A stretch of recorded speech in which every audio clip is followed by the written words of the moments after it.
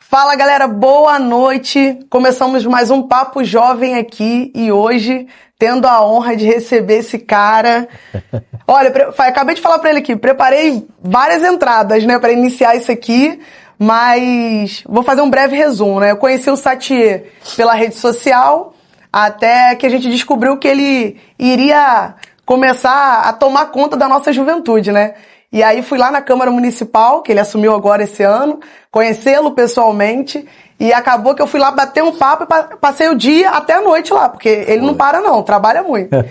E a partir dali eu vi que não era só um rostinho de rede social, porque às vezes a gente olha assim na rede social, vê uma coisa e presencialmente é outra. E presencialmente ele é melhor que na rede social. E hoje, aqui em Itaboraí, ao vivaço, dando essa honra aqui pra gente, que é um projeto que está iniciando. Então, assim, você já vê que é um cara de um coração gigante. E para iniciar, né, apresentar para vocês ele, que é vereador da capital, presidente do PL Jovem, pastor, enfim, o cara não para. Bora. Na última vez, até, né, falar novamente aqui para vocês, ele iria vir. Mas como eu acabei de falar que ele não para, ele teve uma audiência em Brasília. Hoje não, hoje eu falei pra ele, hoje você vai vir, Itaboraí? Sim! Dei um jeito, ele tá aqui. Bora, então, gente, iniciar apresentando aqui, se apresenta pra galera, conta um pouquinho da sua história. Fran, primeiro eu quero te parabenizar pelo trabalho. Obrigada. Papo Jovem, acho que é importantíssimo a gente comunicar com a juventude com uma linguagem que o jovem se identifique, não é? Sim. Acho que isso é o primordial, né? A gente vê muita gente tentando se comunicar com a juventude de um jeito totalmente desconexo, que as pessoas não têm aquele sentimento de pertencimento, aquele sentimento de identificação. Acho que eu já não sou tão jovem assim, né? Mas eu acho que eu tenho essa identificação, ou os jovens acabam tendo essa identificação comigo pela maneira de comunicar, pela maneira de lidar.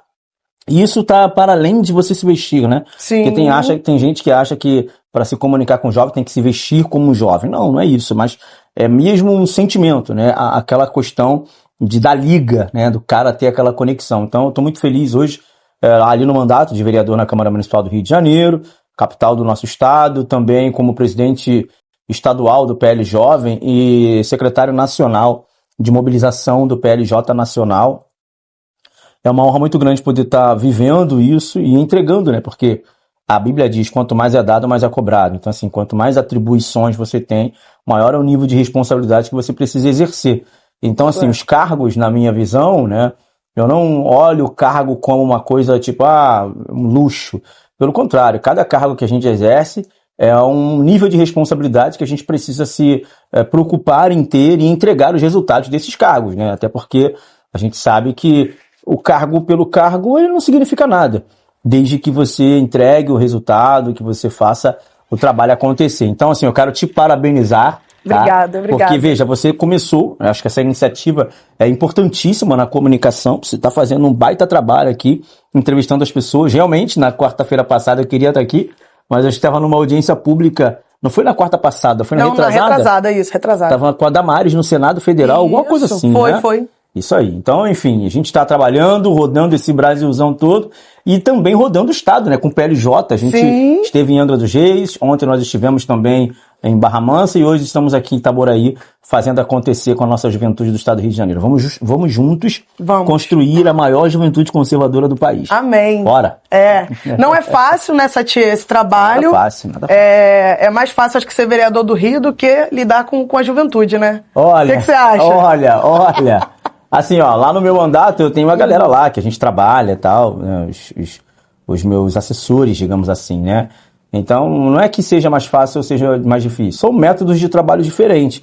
Quando você trabalha com voluntariado, é uma maneira de você fazer uma abordagem, né? Quando você trabalha com funcionários efetivos que estão recebendo por aquele ofício, aí você tem uma maneira diferente de abordar, de gerar os resultados, de cobrar e tudo mais. Mas eu julgo que o trabalho que a juventude faz no PLJ é um trabalho voluntário, para além do trabalho voluntário, né, Fran? Vocês muitas vezes usam dos próprios recursos para mobilização, para fazer as coisas. E eu sou o primeiro a fazer isso. Eu nunca vou pedir para um liderado fazer aquilo que eu mesmo não tenha feito. Então, todas as vezes que eu peço para o meu liderado, se carrega um saco de cimento, é porque eu já carreguei 2, 3.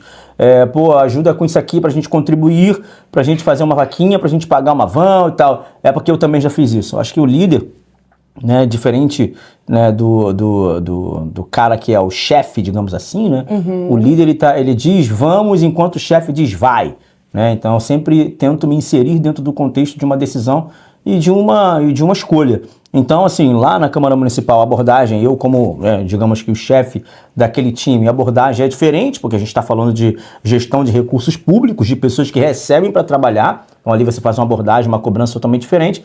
Agora, quando se trata do PLJ, que você tem voluntários, ou seja, pessoas que entregam o seu tempo voluntariamente, sem nenhum tipo de remuneração, muitas vezes até dando de si, né, dos seus recursos financeiros para estar inserido dentro do contexto, a gente tem uma abordagem totalmente diferente, mas isso não significa que a gente não cobre, né? Ao contrário, a cobrança é muito séria, a gente é muito dedicado com a questão das filiações, das mobilizações, dos eventos, das atuações do PLJ e do crescimento da juventude conservadora no Estado. Então, é muito bom, acho que está sendo um desafio. E vou te falar, Fran, está sendo bem leve conduzir o PLJ. Sim. Porque o time que a gente tem trabalhado, os presidentes dos diretórios municipais, são pessoas muito dedicadas, né, que dão ideias, pessoas que têm autonomia. Óbvio, eu também trabalho muito assim, né? Galera, o que é legal? O que vocês querem fazer? Qual é a ideia de vocês? Eu sempre trago assim para os nossos líderes, né, a possibilidade deles construírem juntos um processo. Sim. Eu não faço uma gestão vertical. O que seria a gestão vertical? O chefe está aqui, aí você tem um diretor, aí você tem um gerente, você tem um coordenador, você tem um encarregado e aí você tem os operários. Essa é uma gestão vertical. Eu trabalho numa gestão horizontal, onde o chefe está na mesma linha do que o operário, né? Óbvio, tem que guardar as devidas proporções da hierarquia, tem que haver sempre o respeito, mas manter essa padronização de um olhar no olho do outro, no mesmo local, de se sentir parte e fazer a coisa acontecer juntos, tem feito com que o PLJ desenvolva. A gente fez um maior evento da juventude aí, do Brasil, aqui no Rio de Janeiro, com participações de vários senadores, deputados federais, enfim.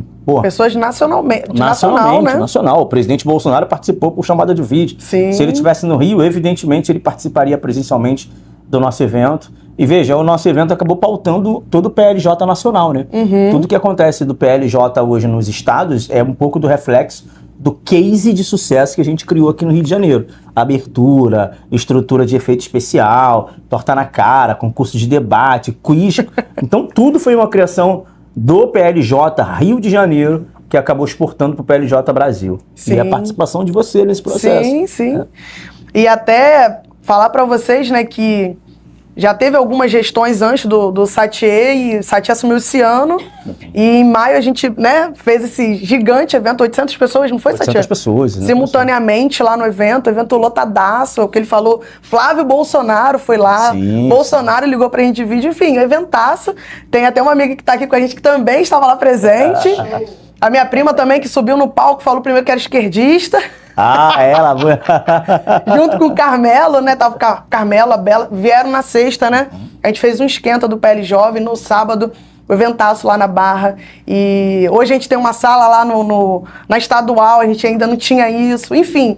E o que você falou, você não delega, você fala assim, galera, vamos fazer junto. Sim. E é isso que tem feito a diferença e até nos dado vontade de trabalhar mais, porque independente de, é o que você falou de recursos, porque a gente é voluntário, quando tem um líder, que é o que você está falando, quando o líder fala assim, ó, vamos junto, a gente vê você empenhado, é buzinaço, enfim, tudo, e tudo que a gente leva ao site, ele não fala diretamente não, ele fala assim, peraí, vamos analisar, Boa. Vamos entender isso aqui, e isso tem feito total diferença, não só aqui no Rio de Janeiro, porque ele também tem rodado o Brasil ajudando a juventude nacionalmente, e isso pra gente é muito importante, porque a gente precisava de um cara como você. Não tô puxando o saco dele aqui não, gente, mas que realmente mudou tudo. Mentira. É porque eu quero ficar mais uns 10 anos na presidência, aí tem que puxar o saco dele. Não, brincadeira. Não, Fran, e, assim, eu entendo, super entendo isso. Né? Não é de agora que eu trabalho com gestão de pessoas, né? No processo cristão dentro da igreja, que é um pouco da minha vida, da minha trajetória, a gente sempre trabalhou liderando pessoas, óbvio. Fomos liderados, ainda sou liderado, né? Todo bom líder, ele é um bom liderado, né? Não existe essa coisa de você só ser líder e de você só ensinar e não aprender com ninguém, de você só mandar e não ser conduzido por ninguém, de você só dirigir as pessoas. Então, acho que o processo de um bom líder passa por um bom liderado, o processo de um bom pai passa por um bom filho, o processo de um bom marido passa por um bom filho, obediente a seus pais. A vida é cíclica, né? Então, dentro do processo evangélico, cristão, protestante, dentro da igreja, eu já fui líder de jovens também. E aí, nesse processo de liderança, você acerta algumas coisas e você erra. Muitas vezes você erra porque você quer fazer tudo sozinho, né? É o que a gente chama de centralização das ações, né? Isso. O líder, ele centraliza tudo nele, a ideia dele, o nome do evento é dele, a cor da camisa é ele quem determina, os convidados é ele quem determina. No final das contas, cara, as pessoas só estão participando daquilo ali porque elas meio que são obrigadas, né? Mas elas não se sentiram parte do processo de construção. E quando a pessoa não se sente parte do processo de construção, ela não se sente participante do evento. Então, isso é como se ela fosse uma pessoa que senta ali na tribuna, na plateia, e assiste. A experiência que eu trouxe para o PLJ é uma experiência completamente diferente disso. É óbvio que a gente avalia as ideias. Não adianta chegar para mim e falar assim, o que você acha de trazer o presidente Trump pro PLJ? Pô, do nada. Não vai rolar, né? Então, assim, a gente sempre avalia as ideias, faz um filtro das ideias, é uma peneira. Mas, por exemplo, a Alessandra, ela deu uma super ideia de fazer uma tenda do PLJ na manifestação. Sim. Pra gente filiar as pessoas, pra gente se comunicar, falar do trabalho do PLJ. Cara, foi bacana, vocês estavam lá na tenda, as pessoas chegaram lá, ela percebeu que as pessoas não estavam indo muito na tenda, então ela começou a sair pra ir atrás das pessoas. Isso. Uma ideia boa, nós fomos lá, compramos a tenda, estruturamos wind banner pra galera ver que ali era uma questão do PL. E na próxima a gente já, na verdade, já até viabilizou a tenda que a gente queria mesmo. Porque você sabe, né, que a gente gosta de fazer as coisas espalhafatosas, bonita, com qualidade. Nós compramos uma tenda inflável, que é uma tenda, maneira, que ela vai estar toda plotada já com o nome do PLJ, uma parada muito bacana, que, por sinal, vamos poder usar em outras mobilizações, independente das manifestações. Sim, então, acho que construir juntos, né, tem sido a grande marca aí dessa gestão do PLJ, com a participação de todas as pessoas, de todos os diretórios. É óbvio que a gente deu uma freada agora em razão do presidente Bolsonaro, de tudo aquilo que ele está vivendo. A gente tem focado todas as energias hoje na defesa do presidente, com buzinaços, fora Lula, fora Alexandre de Moraes, adesivaço, uma série de questões. Não dá hoje para a gente pensar em fazer um evento com o presidente Bolsonaro, nosso maior líder, preso domiciliarmente com uma tornozeleira eletrônica nos pés, né, no tornozelo. Então, assim, não tem hoje, nem clima, não né, tem pra clima, gente fazer. Não tem clima, tá certo. Não tem clima. Então, hoje, tem muita gente falando, caraca, Sati, a gente podia ter alguma coisa. Eu falei, galera, calma. A gente até começou a fazer o curso de formação sobre estrutura de poder. Começamos a falar sobre o poder judiciário, a gente vai falar sobre o poder legislativo, depois o poder executivo. Mas a gente também deu uma pausa, porque não faz sentido a gente hoje fazer alguma coisa que não seja dar a atenção devida a esse processo injusto que o Bolsonaro está vivendo. Você puxou aí o tema da semana, né? Rapaz. E hoje já começou o Fux pegando fogo lá no STF, falando que a gente já está cansado, você principalmente nas redes sociais, o que está acontecendo com... Eu não sei nem o que falar, né? Porque é uma aberração jurídica, né, o que está acontecendo no STF. E você tá mais por dentro, tá indo em Brasília. Sim. Conta um pouquinho da sua experiência indo a Brasília, essa situação, né? Bom, cara, eu tô realmente fazendo uma verdadeira cruzada pelo Brasil. Pra vocês terem noção, ontem eu fui pra São Paulo e votei ontem. Sim. Não, quando eu vi que ele postou que ia pra São Paulo, pensei, ele não vai vir em Itaboraí de novo? Não acredito. A Fran já fica desesperada, Fico. né? Assim, as coisas estão tão corridas que antes, quando eu ia pra alguma cidade, pra algum estado, eu decidia dormir no local para descansar um pouquinho, pegava ali o hotel e voltava no primeiro voo do dia seguinte. Mas hoje, como as coisas estão bem intensas, o que eu tenho feito? Eu tenho tentado fazer o bate-volta, o que a gente chama de bate-volta. Ontem eu fui em 3 cidades, eu fui em Barra Mansa, eu fui em Volta Redonda e eu fui em São Paulo. E 11h30, meia-noite já estava em casa de novo. Saí de casa era 6 horas da manhã, né? Acho que isso é interessante, a gente... usar o vigor da juventude, né? A Bíblia diz assim, ó, jovem, vos escolhi porque sois fortes, a palavra de Deus está em vós e já venceis o maligno. Acho que um bônus que nós temos, a juventude, que a gente pode gozar desse privilégio, é o vigor da juventude mesmo, né? Então, assim, a gente tem essa questão da idade, do ímpeto de levantar cedo, de não sentir sono, a gente se sente cansado, mas com muito menos frequência e tudo mais, a gente é mais motivado, né? Então, a cruzada que a gente tem feito pela anistia em todo o Brasil, né? Você está falando do presidente Bolsonaro, que acaba sendo parte do processo, né? Porque ele está sendo conduzido ou condenado, digamos assim, por tentativa de golpe, né? Tentativa de abolição do Estado de Direito. Eles chamam o Estado Democrático de Direito, né? E, bom, eu tenho rodado o Brasil inteiro nessa questão pela anistia, inclusive no Rio de Janeiro a gente protagonizou um grande evento na Câmara Municipal do Rio, uma audiência pública, um evento oficial pela Câmara Municipal do Rio de Janeiro com mais de 400 pessoas. A gente contou com a participação de vários parlamentares, deputados federais, como Alexandre Ramagem, que também está sendo julgado agora, dentro desse processo aí. Mas é o que você falou, né? É uma anomalia jurídica que está acontecendo hoje no Brasil. Não faz sentido pessoas como a Débora ser presa e condenada a 12, 14 anos de prisão porque pintou uma estátua de batom que sai à base de água. Se a Débora ela cometeu um atentado à democracia pintando a estátua de batom, o funcionário do Supremo Tribunal Federal que limpou no dia seguinte salvou a democracia, porque saiu, né? Então acho que são dois pesos, duas medidas, falsa equivalência, falta de senso de proporcionalidade, que está fazendo com que o Supremo Tribunal Federal esteja fazendo um julgamento, que aí foi o que o Fux falou hoje, sem a devida competência. Então a gente tem diversos vícios nesse processo. O primeiro vício é a falta de competência, né? Então veja, o Supremo Tribunal Federal é a mais alta corte jurídica do país. É o maior poder, é o topo da cadeia alimentar do Poder Judiciário. Para você ser julgado no Supremo Tribunal Federal, é necessário, em condições normais, exaurir todas as defesas e linhas de defesas do processo lá de baixo, da primeira instância, da segunda instância. Ou seja, o acusado, diante desse processo, se fosse um processo legal, ele deveria exaurir todas as possibilidades de defesa. Então ele vai recorrer e vai para a segunda instância, ele vai recorrer e vai para outra instância, ele vai ser condenado, vai recorrer de novo, até chegar no Supremo Tribunal Federal. Essa é uma via que poderia acontecer, né? E a segunda via é quando ele tem um foro de prerrogativa de função. O que é o foro de prerrogativa de função? É quando ele é, por exemplo, um parlamentar, um deputado federal, um senador da República, um presidente da República, por exemplo. Eles têm o foro da prerrogativa de função, que é o foro privilegiado.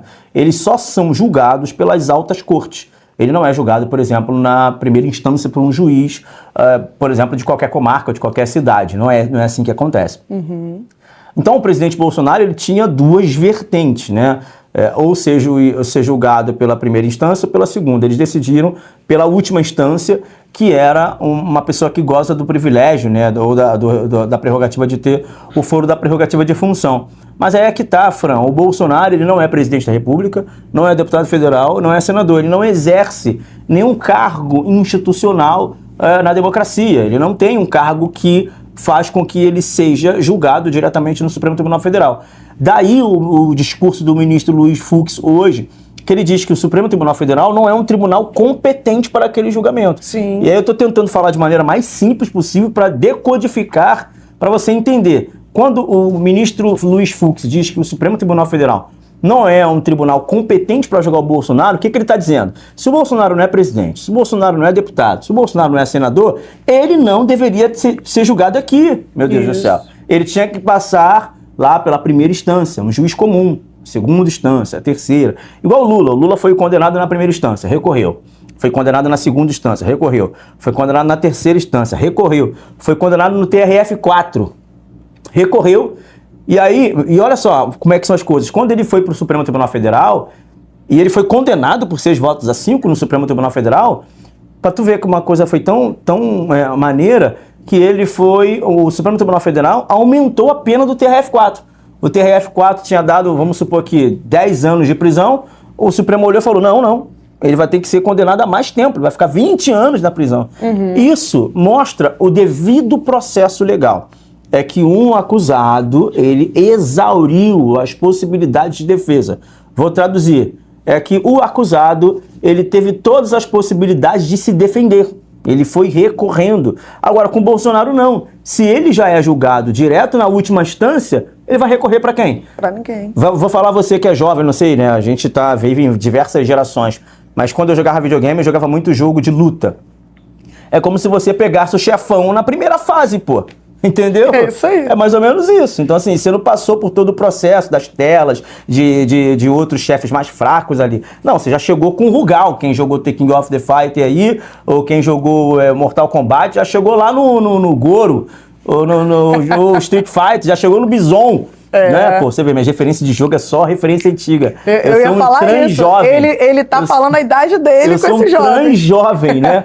Então, é isso. O que está acontecendo com o presidente Bolsonaro é botar o cara para ser julgado na última instância. E isso é errado. Por si só, esse julgamento deveria ser anulado, porque o Supremo Tribunal Federal não tem competência para isso. Por isso que a gente chama de anomalia jurídica. Além da acusação, né, Fran? Pelo amor de Deus, o golpe da Disney, do Mickey, não existe. Quando aconteceu o evento do 8 de janeiro, onde as pessoas, sim, invadiram ali a Câmara Federal, o Supremo Tribunal Federal, depredaram o patrimônio público, bem como a depredação do patrimônio privado, bom, eu sou contra isso. Sim, nós somos contra. Isso está tudo muito bem resolvido. Eu acho que isso aí já está pacificado entre a população. Não tem ninguém que é a favor de depredação de patrimônio público e privado. Só a esquerda, né, do PSOL, que não fizeram nada com o Black Bloc, quando quebraram o Banco do Brasil, aqui no Rio de Janeiro, quebraram o Banco Bradesco, quando mataram um cinegrafista da TV Bandeirante com o rojão na Central do Brasil, não aconteceu nada. Onde está Sininho?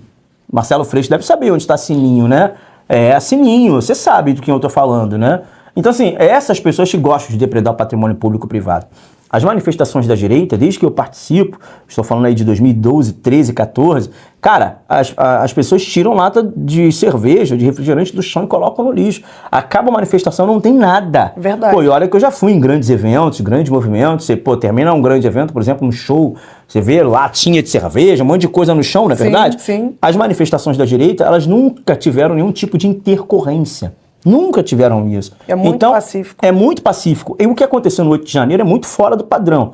E isso você já leva em consideração. Pô, se, caraca, em 8 anos, 10 anos, nunca teve nenhum tipo de depredação, por que justamente nesse dia vai ter? Óbvio, tinha infiltrados. Mas eu também não vou colocar tudo na culpa dos infiltrados. Tinha gente muito sem noção lá, achando que fosse resolver o problema do Brasil, quebrando o Congresso, o Supremo Tribunal Federal. Errado. Mas no nosso Código Penal, já tem a pena para isso, é de 6 meses a 3 anos, que é a depredação de patrimônio público e depredação de patrimônio privado. Em caso de ficar preso, eles deveriam ficar entre 6 meses a 3 anos. Aí você tem uma série de coisas que nossa justiça ela tem diversos subterfúgios, justamente para quem também é condenado. Você tem a questão do réu primário, que vai diminuir 1/3 da pena. Imagina o cara sendo condenado, por exemplo, a 3 anos. Vamos supor que todos eles peguem 3 anos. Réu primário vai ter que ter 1/3 ou 1/6 da pena. Acho que é 1/3, né? De redução da pena. Então, de 3 anos cai para 1 ano. Aí tem várias outras coisas. Cara, no fundo, essas pessoas que quebraram, depredaram o patrimônio público, ainda que errada, e eu acho que elas estão, eu tenho certeza que elas estão erradas, no máximo que elas deveriam fazer era prestar um serviço social, pintar um meio-fio, pintar um muro, fazer um serviço voluntário, dar cesta básica, é um corretivo, meu Deus do céu. Isso. Não tem como prender uma pessoa que pichou uma estátua de batom ou que quebrou até mesmo um vidro a 12 anos de prisão. Você tem traficantes no Rio de Janeiro ou pessoas que matam outras pessoas pegando 6 anos de cadeia. Peraí, então... E muitos saindo na custódia. Não, saem na audiência de custódia, não ficam presos. Aí é réu primário, aí vai ler livro. Todo mundo, quando vagabundo vai pra prisão, vira Harry Potter, né? Bota óculos, começa a ler livro pra diminuir a pena. Então, assim, é muito triste que a gente está vendo um julgamento que fere o princípio basilar do direito, que são os princípios da isonomia. O que é o princípio da isonomia? Esse cara tem que ser isônomo. O cara não tem que ter lado. E o da imparcialidade, né? Então você tem um juiz que é o próprio réu. Bom, o ministro Alexandre de Moraes, ele se diz o réu. Ele diz que ele é ameaçado, que estão tentando matá-lo. Então, peraí, se ele se sente acusado pelo réu, ele não tem competência para julgar, porque fatalmente ele vai julgar de acordo com as suas emoções. Sim. Bom, se eu tenho um inimigo e eu tenho oportunidade de passar por um tribunal no qual eu sou o juiz e o meu inimigo é o réu, eu vou explodir com ele, eu vou botar 300 anos na cadeia, porque o cara é meu inimigo. É fato. Eu não estou dizendo que o juiz ele não vai ter lado. Cara, nós somos seres humanos. Naturalmente nós temos lado. Quando você vê um árbitro, guardando as devidas proporções aqui, um árbitro de futebol, pô, ele é um ser humano, ele tem filho, ele tem pai. O pai dele, quando ele era pequeno, levou ele no estádio. Ele pode ser flamenguista, a gente não sabe qual é o time do árbitro que está lá pitando uma partida de futebol. Ele pode ser flamenguista, pode ser botafoguense, mas ali ele tem que arbitrar de acordo com o regulamento. Isso. Qual é o regulamento? Se você der um carrinho muito forte pela frente, é cartão amarelo. Se você der um carrinho por trás, é um cartão vermelho, independente de qual seja o time que esteja em campo. Então eu não estou dizendo aqui que os juízes do Supremo Tribunal Federal não têm um lado. Eles têm o lado deles, né? E de boa. todo mundo tem um lado. Sim. Agora, deixar as pessoas saberem o seu lado é um problema. Você votar e fazer uma escolha jurídica em razão do lado que você tem, isso é um grande problema. E hoje a nossa democracia vive isso. Hoje, claramente, o maior covarde da história do Supremo Tribunal Federal, que é o ministro Alexandre de Moraes, ele está julgando o presidente Bolsonaro por questões emotivas e políticas. E é por isso que o Fux, ele dá na jugular, não na literalidade, tá? No sentido figurado aqui, porque eu não sou nenhum defensor de agressão física, coisa do tipo, mas o Luiz Fux, quando ele fala que o Supremo Tribunal Federal ele não tem competência para julgar e que o julgamento é um julgamento político, portanto, não é prerrogativa do Supremo Tribunal Federal, ele acaba com isso. E aí as pessoas até questionam, então agora vai salvar o Brasil? Não é isso. Nós já sabemos que é um jogo de carta marcada. Nós já sabemos quais vão ser os votos, por exemplo, da Carmen Lúcia. Pô, pelo amor de Deus, nós já sabemos como a Carmen Lúcia vai votar. Nós já sabemos como o Cristiano Zanin vai votar, que era o advogado do Lula, pelo amor de Deus. Nós já sabemos o resultado do processo. Mas é importante o Fux expor isso. Primeiro que expõe as entranhas de um processo político sendo realizado dentro do Supremo Tribunal Federal. Segundo, que mostra a incompetência dos juízes e mostra a parcialidade, fica exposto para todo mundo, né? E é evidente que nós também estamos aí com a luta do Eduardo Bolsonaro nos Estados Unidos. A comunicação do Fux para os Estados Unidos, não a comunicação dele diretamente, porque ali, na minha visão, o Fux é o mais capacitado hoje, é o que tem o notório saber jurídico. O Fux, ele comunica com uma sobriedade e uma tecnicidade sem precedente. Ele não, aí é que eu falo, cara, não é briga de torcida, não é que o Fux seja de direita, a gente não quer um juiz de direita e a gente não quer um juiz de esquerda. A gente quer um juiz legalista. O que é um juiz legalista? É um juiz que observa a letra da lei. O que está escrito? É branco? Então é branco. É preto? Então é preto. É Brasil? É Brasil. É amarelo? É isso. Não é direita, esquerda, não é torcida. Então, quando o ministro Luiz Fux ele fala que aquele tribunal não era um tribunal competente para julgar o presidente Bolsonaro em razão dele não gozar da prerrogativa de foro de função, ele está dizendo o óbvio. Sendo que as coisas chegaram num nível tão absurdo de perseguição jurídica que até o óbvio virou, assim, né? A frase do Fux hoje, assim, ele quebra a espiral do silêncio da obviedade de maneira tão latente, tão assertiva, que dá vontade de pegar a frase óbvia dele e colocar num quadro e falar assim, poxa, o cara... tipo assim, caraca, dá vontade... Surreal. É surreal, né? Então, assim, é muito triste a situação que nós estamos vivendo, mas eu volto a dizer, não faço as minhas análises por viés emotivos, né? Eu faço análises políticas em vários canais aí no Brasil. Fio Diário, Timeline, o Bradock, Revista Oeste, Brasil Paralelo. Beleza. As minhas análises não são elas não são emotivas. Elas são pragmáticas, mas eu tenho um lado. Sim. Eu tenho um lado. E assim, ser pessimista e ser otimista dá o mesmo trabalho. Então eu prefiro acreditar que alguma coisa vai acontecer e pode acontecer dentro desse imbróglio, dentro desse processo inteiro que a gente está vivendo, né? Acreditar que, não vai dar em nada, a gente já perdeu, então assim, eu tenho sim muita expectativa e muita esperança, não no processo jurídico em si, tá? Mas no que pode acontecer posteriormente a isso. Sim, até porque, infelizmente, os ministros de indicação, né, de Lula dificilmente vão pensar no lado do Bolsonaro. É complicado, né? Eles são políticos, ali são políticos travestidos ou vestidos de uma toga. E de fato, eles são políticos. Quando você tem, poxa, cara, olha só, o ministro Dino, ele é um comunista assumido. Uhum. Ele era um ex-ministro da Justiça. E ele troca com Lewandowski. Olha só, troca-troca aí, tá? Troca-troca no bom sentido, tá? Olha a troca-troca que tem. O Lewandowski, que era ministro do Supremo Tribunal Federal, e o Dino era ministro da Justiça. Cara, os caras trocam na cara dura. O Dino sai do Ministério da Justiça e vai para o Supremo Tribunal Federal. O Lewandowski sai do Supremo Tribunal Federal e hoje é ministro da Justiça. Nossa. Assim, na cara dura. Por muito menos quando o Bolsonaro indicou o Sérgio Moro para ser ministro da Justiça e Segurança Pública, o mundo se acabou, porque todo mundo falava assim, viu aí, foi por isso que ele prendeu o Lula, porque ele era parcial, porque ele queria assumir o cargo, ele era bolsonarista. O cara indicou o Moro para um ministério. Aqui nós estamos falando de um troca mesmo. Um ministro da Justiça comunista, que ele é assumidamente comunista. Sim, sim. Só por isso já não tinha que ser ministro do Supremo Tribunal Federal. Só por isso, porque ele tem vídeos amplamente veiculados que ele é comunista e ele senta na cadeira do Supremo Tribunal Federal. Um outro caso clássico e crasso é o Cristiano Zanin, que há, 4 anos estava sentado no banco do réu, junto com o réu, né, defendendo um réu que era o Lula. Assim, caraca, o advogado do maior bandido do Brasil hoje é Supremo Tribunal Federal. Olha, de uma coisa a gente pode levar em consideração como referência disso aí, cara. Não desista dos seus sonhos, tá? Porque um bandido virou presidente, o advogado do bandido virou ministro. Então, assim, isso aí...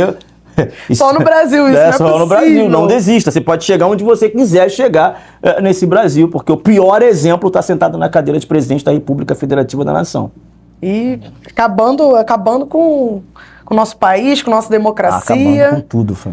Mas a gente não pode desistir, né? Jamais. Bora trabalhar. E por isso que 7 de setembro agora estávamos em Copacabana, né? Maravilhoso. Foi um eventaço lá. A galera que tá aqui também estava lá com a gente, aqui de Itaboraí.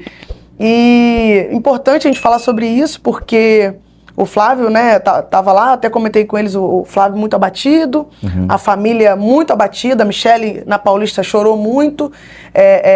Se nós aqui estamos sofrendo, imagina a família Bolsonaro, né, com tudo que eles estão passando. O cara nem foi julgado com uma tornozeleira, preso dentro de casa, porque antes dessa última agora, 7 de setembro, o Bolsonaro estava na Paulista, nós estávamos lá, e ele nos convocou 7 de setembro na Paulista, e a gente nem imaginaria que logo depois aconteceria isso, dele botar essa tornozeleira. Não está presente nesse último ato, hoje não pode usar rede social, não pode usar celular, não estava nem podendo ver os filhos, agora até está podendo. Polícia Federal na porta da casa dele, revistando tudo, carro que entra, carro que sai. O Fusquinha da Michele Bolsonaro abriram a frente, onde fica o pneu, dizendo que o Bolsonaro poderia estar ali saindo por ali fugindo.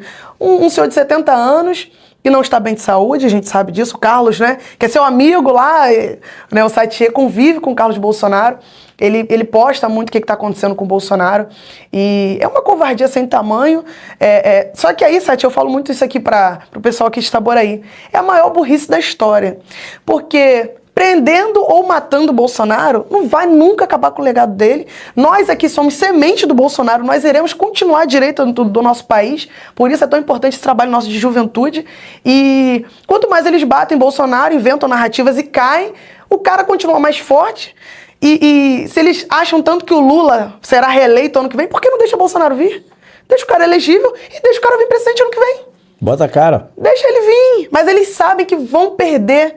Se não fizer algum trâmite, igual estão fazendo de prender o Bolsonaro, sabe que vão perder. Nós somos maioria. Tanto que 7 de setembro, foi claro, as ruas estavam lotadas com a direita e a gente passou até num ato ali no centro do Rio, esvaziado. Tinha o quê? 500 pessoas, 1000 pessoas.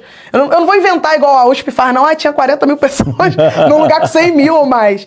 Mas tinha poucas pessoas ali. Então a gente sabe que nós somos maioria e trazendo isso aqui, o que está acontecendo, falar hoje também, a gente está falando aqui de juventude, de STF, de Bolsonaro. Hoje, infelizmente, aconteceu uma fatalidade, né, nos Estados Unidos. Mataram lá, né, um cara que falava da juventude, da liberdade, um pai de família. Eu vou ser sincero, não o conheci. Cara, muito triste isso. Muito triste. Um tiro de fuzil, né? Pegaram. Foi um tiro na jugular dele. Jugular. O cara foi preso já, graças a Deus, e falou que era de esquerda, claramente. E falam tanto que a gente é o ódio, né? Fala um pouquinho disso aí pra galera. Cara, assim, começando pela questão do Bolsonaro, né? A perseguição que ele está sofrendo, né? Ele acabou não participando dos últimos atos, né? Dos 2 últimos atos. O penúltimo ele já não podia participar, mas podia acompanhar no telefone. Agora, nesse, nem no telefone ele pôde mais acompanhar. Uma injustiça terrível, né? Terrível. A dona Michele, né? Esposa do presidente, óbvio, por razões óbvias, né, ela tá realmente sofrendo ali, a família inteira como um todo. Bom, o Bolsonaro não pode se comunicar com o filho dele. Eu nunca vi uma decisão jurídica dessa desde que eu me conheço por gente e analiso ali essa questão política afinco, eu faço análise política desde 2016, digamos assim, 17, fazendo análises, escrevendo textos e tudo mais. Eu não me lembro de ter visto uma decisão tão vil, sabe? Uma decisão porque assim, vamos lá, o Marcinho VP, Hoje ele é o traficante, sei lá, o manda-chuva do Comando Vermelho. O Oruan visita o pai dele, pô. Entendeu? Tem vários vídeos e várias fotos e tal, dele visitando o pai dele em presídio de segurança máxima. Sim. Porque isso é um princípio basilar dos direitos humanos, né? Então você não pode violar o direito humano de um pai se comunicar com o filho. É. Né? Então isso aconteceu com o presidente Bolsonaro. Então veja, o Marcinho VP hoje, um traficante que talvez aí sobre ele, sobre sua responsabilidade tenha, sei lá, dezenas de homicídios, pode ser qualquer um outro traficante desse grande ou homicida, ele tem direito à visita da sua família, né, ao contato com o seu filho, e o Bolsonaro não tem. Não tem. Então é como se o Bolsonaro fosse pior do que um cara que tira a vida das pessoas diretamente. Sim. Então isso é muito ruim. O Bolsonaro hoje encontra-se ali isolado de todos, né? Ele só está próximo dali, efetivamente, da família dele. Eu sou uma pessoa próxima, não me considero ainda um amigo do Carlos, né? Mas a gente está construindo isso. Acho que o processo de amizade é um processo de construção que demanda muito tempo. Então, graças a Deus, assim, eu me sinto um privilegiado em poder ouvir, ler uma mensagem que ele manda, uma missão ou coisa do tipo. Nós estivemos em Brasília na primeira fase do julgamento, na semana passada. Fui ao convite dele para Brasília, para estar junto com ele ali, porque, meu irmão, imagina, seu pai sendo julgado por um crime que ele não cometera por pessoas que já sabem o resultado. Imagina o coração de um filho, e o Carlos, ele é um filho que é assim, ele é um cara realmente, todos os filhos amam o pai, óbvio. Sim, claro. Né? Os filhos amam os seus pais, mas o Carlos, ele tem um carinho maior, né? Ele é muito apegado ao Jair, então, evidentemente, por razões óbvias, ele acaba sentindo um pouco mais desse peso, né? Então, eu tive com ele lá esses 2 dias, dando um mínimo de suporte, trocando ideia, falando de coisas aleatórias, para talvez o cara, esquecer. Teve até um momento que a gente estava acompanhando ali, vendo a TV, eu falei, irmão, na boa, não é maneiro não, vamos desligar esse troço aqui, não é legal a gente ficar vendo essa parada não, entendeu? E muito aí a gente desligou ali, e trocando ideia e tal, depois a gente viu, continuou assistindo e tal, e, enfim, eu acho que não posso me considerar, não fica chateado não, Carlos, eu me considero seu amigo, mas eu também não posso publicizar isso para parecer que eu estou querendo vender alguma coisa que eu não sou. Então a gente está construindo um processo de amizade, que eu particularmente estou curtindo bastante, que é um senso de responsabilidade muito grande. Aprendendo muito, imagino eu. Tá maluco, nossa, que escola, né, cara? Uma aula, né? Uma escola. O Carlos Bolsonaro é um cara que sabe muito de comunicação, sabe muito de rede social, estratégia política. Quem subestima aí está muito equivocado sobre a maneira como ele articula politicamente. É o nosso senador hoje pelo estado de Santa Catarina, vai concorrer a uma cadeira da Casa Alta, da Câmara Alta, pelo estado de Santa Catarina. É um cara que conhece o estado, né? Fez seus cursos no estado, estudou no estado, passou um bom tempo no estado de Santa Catarina. Então aí está fazendo grandes parcerias políticas, articulações políticas junto ao governador Jorginho Melo, foi muito bem recebido pelo governador. Enfim, está no caminho brilhante lá no estado de Santa Catarina. Se Deus quiser, se Deus permitir, né, ele vai ganhar a eleição, embora ninguém está pensando hoje efetivamente na eleição, tendo em vista a situação. Sendo que a gente precisa entender também que a gente precisa guerrear a batalha em diversos flancos, né? Ou seja, em diversas frentes, né? Então, enquanto uma coisa está acontecendo aqui, você não pode simplesmente parar tudo que você está fazendo para fazer, né? Para ficar ali. Então, ao mesmo tempo que você está ali na defesa do presidente, você também está articulando politicamente, você está vendo o que pode acontecer lá na frente. Então, até porque o que o nosso oponente, nosso adversário quer é justamente que a gente perca o foco. Sim. A gente não pode, de forma alguma, perder o foco. A gente tem que estar ali sempre observando e sempre acompanhando de perto tudo e fazendo meio que tudo ao mesmo tempo, né? Você fez a última pergunta que agora eu me esqueci. Falei Falou da Michelle, da família. Do falecimento do jovem lá dos Estados Unidos. Sim, cara. Ele já falando de juventude, né? Sim, sim. Comentaram até que ele é o Nicolas lá dos Estados Unidos. Não, ele é o Nicolas dos Estados Unidos, ele é um cara muito conhecido, assim. Ele começou um projeto chamado Turning Point, né? Que é uma parada meio focado com universidades, né? Ele é um cara jovem, ele é um cara, assim, que tem um engajamento, ou tinha um engajamento absurdo de uma competência e de uma inteligência sem precedente pensava muito rápido, né? Então ele acaba se evidenciando porque ele começou a levar os debates para as universidades, os ambientes universitários. O nome dele é Charles Kirk. Charles Kirk, né? Charlie Kirk. E aí ele é um cara, era um cara super benquisto, que foi fundamental na campanha dos republicanos de 2024. Fundamental na campanha do Donald Trump, sobretudo entre os mais jovens, a faixa etária de idade, né, mais jovem, e que, desde 2004, se não me engano, 2006, os republicanos não ganhavam na maioria, porque o sistema eleitoral nos Estados Unidos é diferente, né? Você tem os votos dos delegados e os votos da maioria, né? Então, desde 2006, se não me falha a memória, que os republicanos não ganhavam na maioria, e justamente por intermédio do trabalho do Charlie, do Kirk, o Trump, né, e bem como os republicanos, conseguiram ganhar, além dos delegados, ganharam na maioria. Foi uma varredura total lá na campanha presidencial do ano retrasado, do ano passado, né? Sim, desbancaram a Kamala Harris, foi uma lavada dos republicanos em cima dos democratas, e o Charlie Kirk, ele era um jovem que, viabilizava esse discurso na universidade. E aí é o que a gente vê, né? A esquerda, ela é assassina, Fran. A esquerda, ela é assassina, Sim. A esquerda, ela é sanguinária. E isso já vem acontecendo há muito tempo. Você tem aí a questão do Donald Trump. Na verdade, no 6 de setembro de 2018, na cidade de Juiz de Fora, um ex-militante do PSOL deu uma facada no presidente Bolsonaro, que até hoje ninguém sabe o que tem no celular dele, até hoje ninguém sabe quem paga e quem banca os advogados dele. O presidente Bolsonaro e o Silas Malafaia pegaram o telefone do Silas Malafaia no aeroporto. Antes do Silas Malafaia chegar em casa, a Globo já sabia o que tinha no telefone do cara.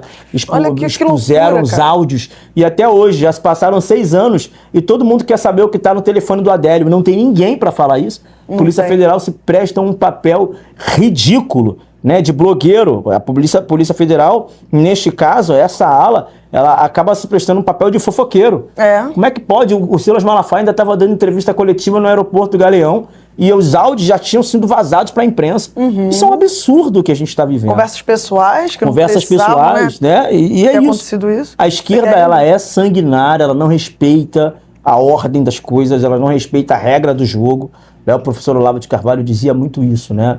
Que a esquerda, ela fazendo parafraseando aqui, o professor Olavo de Carvalho, eles são assassinos, né, que não respeitam as regras do jogo, enquanto nós, as pessoas comuns, né, as pessoas simples, a gente só quer, dentro de um processo democrático, ganhar a eleição. E aí ele faz uma crítica. Ele fala que são assassinos contra os otários. E é de fato isso. Sim. Eles são assim quando eles não conseguem parar uma voz ativa, uma ideia, eles vão lá e matam mesmo. E isso aconteceu com o Uribe, isso aconteceu com o Charlie Kirk agora nos Estados Unidos, isso quase aconteceu com o presidente Bolsonaro, isso quase aconteceu no ano passado com o Donald Trump na campanha eleitoral. Sim. Quando toma um tiro de raspão na orelha. Era um tiro para acertar na cabeça. Tanto que o tiro que pegou no Charlie Kirk hoje foi na jugular, assim, tem imagens fortíssimas na internet. Ele toma um tiro, assim, o sangue jorrando. Assim, cara, é isso. A esquerda é sanguinária. A gente fica muito triste com essa situação. Muito. Porque, cara, é um pai de família, né? Um jovem de 31 anos de idade. Nossa, minha idade. Pai de 2 filhas. Casado com uma esposa jovem. Empresário, né? Empresário, então é isso. Lutando igual a nós, né? Lutando. Por verdade. Lutando. Pela verdade, pelo bem, né, comum. Lutando. Pela democracia verdadeira, que não é o que a gente está vivendo hoje. Então, é por isso que eu não sou um cara radical, tá, Fran? Você me conhece, sabe que eu sou um cara pacífico, moderado, mas eu não sou passivo. Claro. Então, assim, tem gente que me critica quando eu sou um pouco mais enérgico com algumas pessoas. Eu não sento na mesa de esquerdista. Não adianta, vou apertar a tua mão e vou te dar bom dia, boa tarde, só porque minha mãe pariu um filho educado, só por isso, entendeu? Minha mãe pariu um filho educado e um filho homem. Então, assim, eu só vou falar contigo por educação, mas eu não quero me relacionar com vocês, eu não vou sentar na mesa de vocês, eu não vou bater papo com vocês. Mas na Câmara Municipal, o vereador do PT, do PSOL, passou por você e vira o rosto para você. Eu não dependo dessas pessoas, eu não tenho carência emocional. Eu só sou especial da porta da minha casa para dentro. Então eu já sei para quem eu sou especial. Eu não preciso ser especial para vocês. Eu já sei para quem eu sou agradável. É dentro da porta da minha casa para dentro. Eu não preciso ser agradável para vocês. Eu não preciso me adaptar para ser aceito por vocês. Eu nem preciso ser aceito por vocês.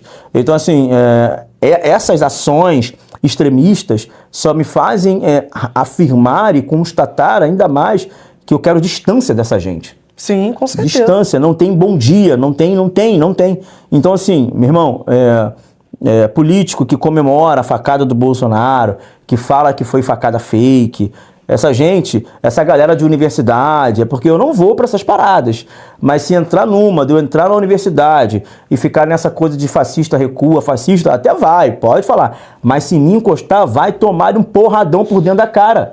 Vai tomar. Tá certo. Vai tomar, mas é vereador, ali eu tô como cidadão. Se me encostar como um cidadão, vai tomar um porradão pra dentro da cara. Sabe por quê? Porque um homem violento só teme o outro homem violento. Verdade. Se a gente ficar muito pacífico... Pode. Boa noite. Oi, boa noite. Obrigado. Admiro muito, sigo lá, ó. Obrigado, Vejo querido. sua coragem, né? Obrigado. Só uma pergunta, assim. Claro, tranquilo. Que eu assim, tô assim...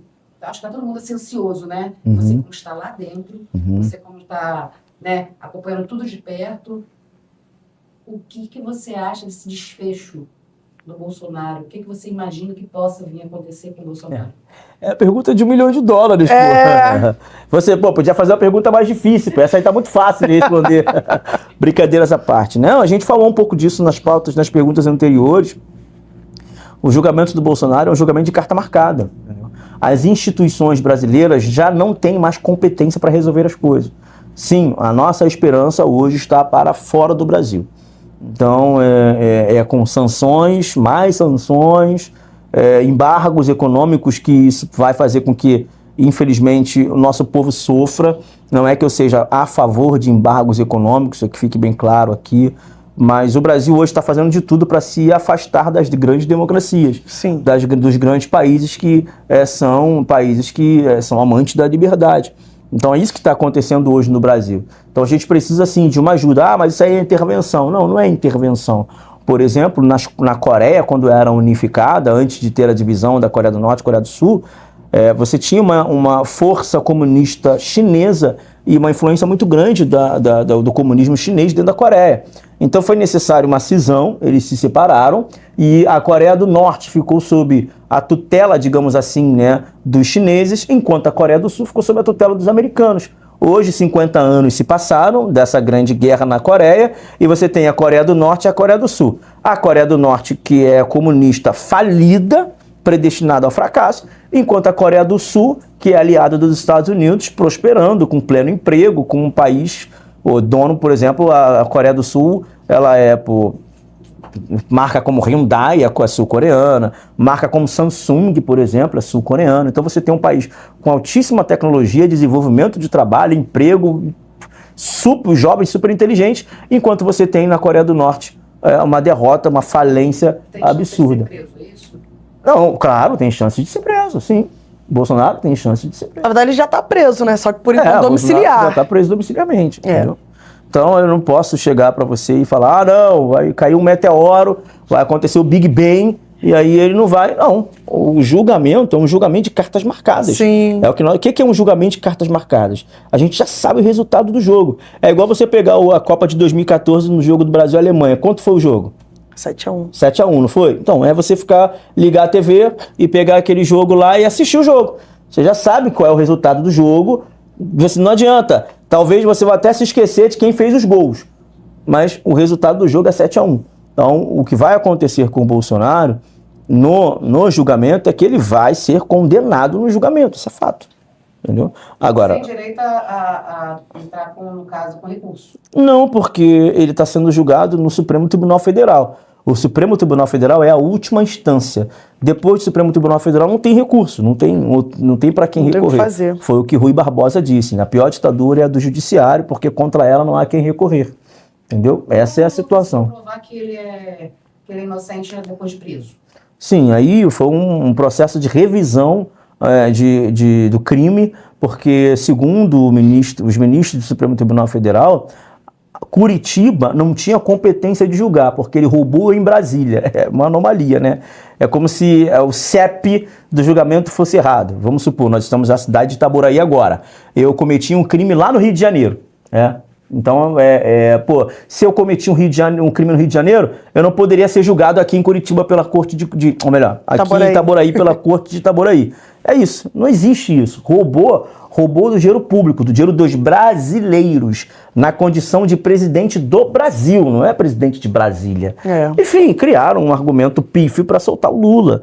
Mas a gente não pode querer essa equivalência dessas pessoas. Assim, é um julgamento político. Nada diante de um julgamento político faz sentido. Então é o que está acontecendo hoje com o Bolsonaro. Entendeu? Sim, infelizmente. Nada, tudo certo. Alguém mais tem alguma pergunta? Nada. Uma dúvida. Tranquilo. Vaguinho. Eu tava assim, dando a esperança dele não ser preso. Eu também tenho esperança. Não, claro. Eu tenho esperança. Alguma coisa pode acontecer no meio do processo. Mas pelo julgamento em si, o que o Fux hoje disse já foi algo muito frontal ali, né? O Fux já foi bem claro, né? Dizendo que o Supremo Tribunal Federal não tem competência, que aquele julgamento não era um julgamento racional, ele era um julgamento político, e julgamentos políticos precisam ser feitos no Congresso Nacional. Quem tem que decidir politicamente sobre as coisas é a Câmara Federal, é o Senado Federal, é a Presidência da República, não o Supremo Tribunal Federal. E a gente tá lutando aí pra pautar anistia, né, Satie? Pautar anistia. Eu tô aqui, eu tô olhando pro telefone aqui, Fran, desculpas, é porque eu quero acompanhar os comentários da galera lá eu abri aqui na internet lá, cara. Entrou o pessoal do PL Jovem, o pessoal ficou com medo de perder a presidência, te mandou um áudio no grupo, abri aqui pra vocês. A gente não precisa da Globo aqui não, a gente expõe aqui ao vivo. Na cara, toma. Tem gente mandando mensagem dizendo que são seus fãs aqui de Itaboraí. Que bacana. E eu vou aproveitar, porque ele falou que o Carlos Bolsonaro vai vir senador, né, pré-candidato em Santa Catarina. Aqui a gente tem um pré-candidato a deputado federal do Rio de Janeiro. Aí sim, hein?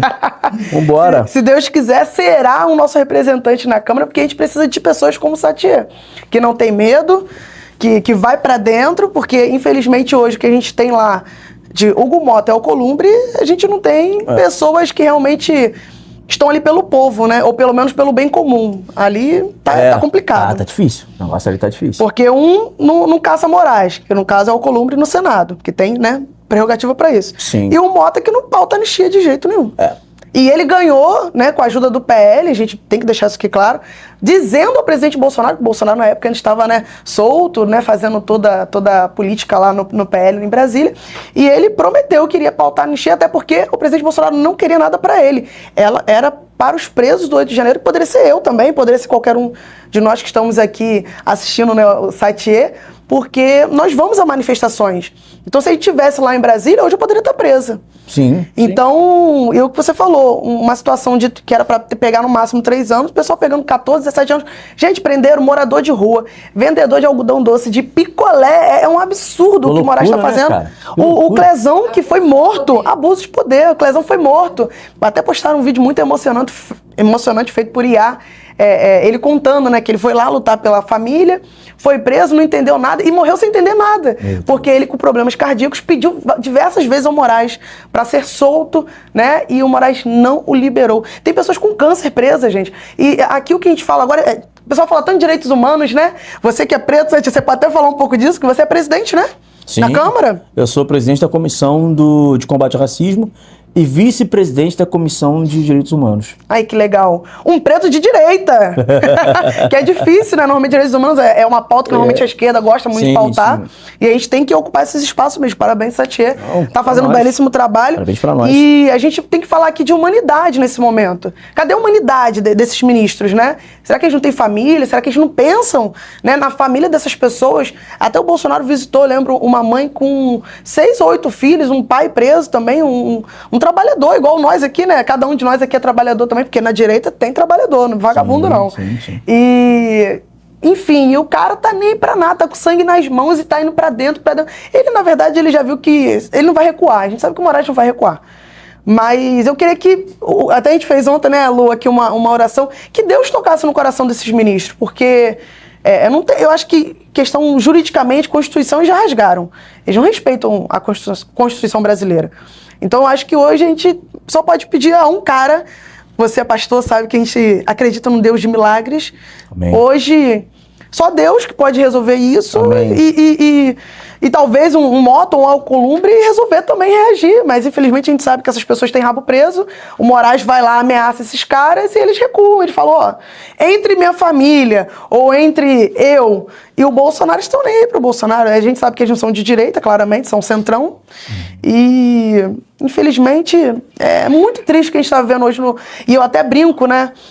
Eu sei que você já quer falar alguma coisa. Não. Eu até brinco que em 2025 a gente lutar por liberdade. Eu nunca imaginei, até quando eu iniciei na política, eu poderia lutar por qualquer coisa, contra a corrupção, contra, enfim, loucura, cara, que loucura. Lutar pelo básico que a gente já ganhou, né?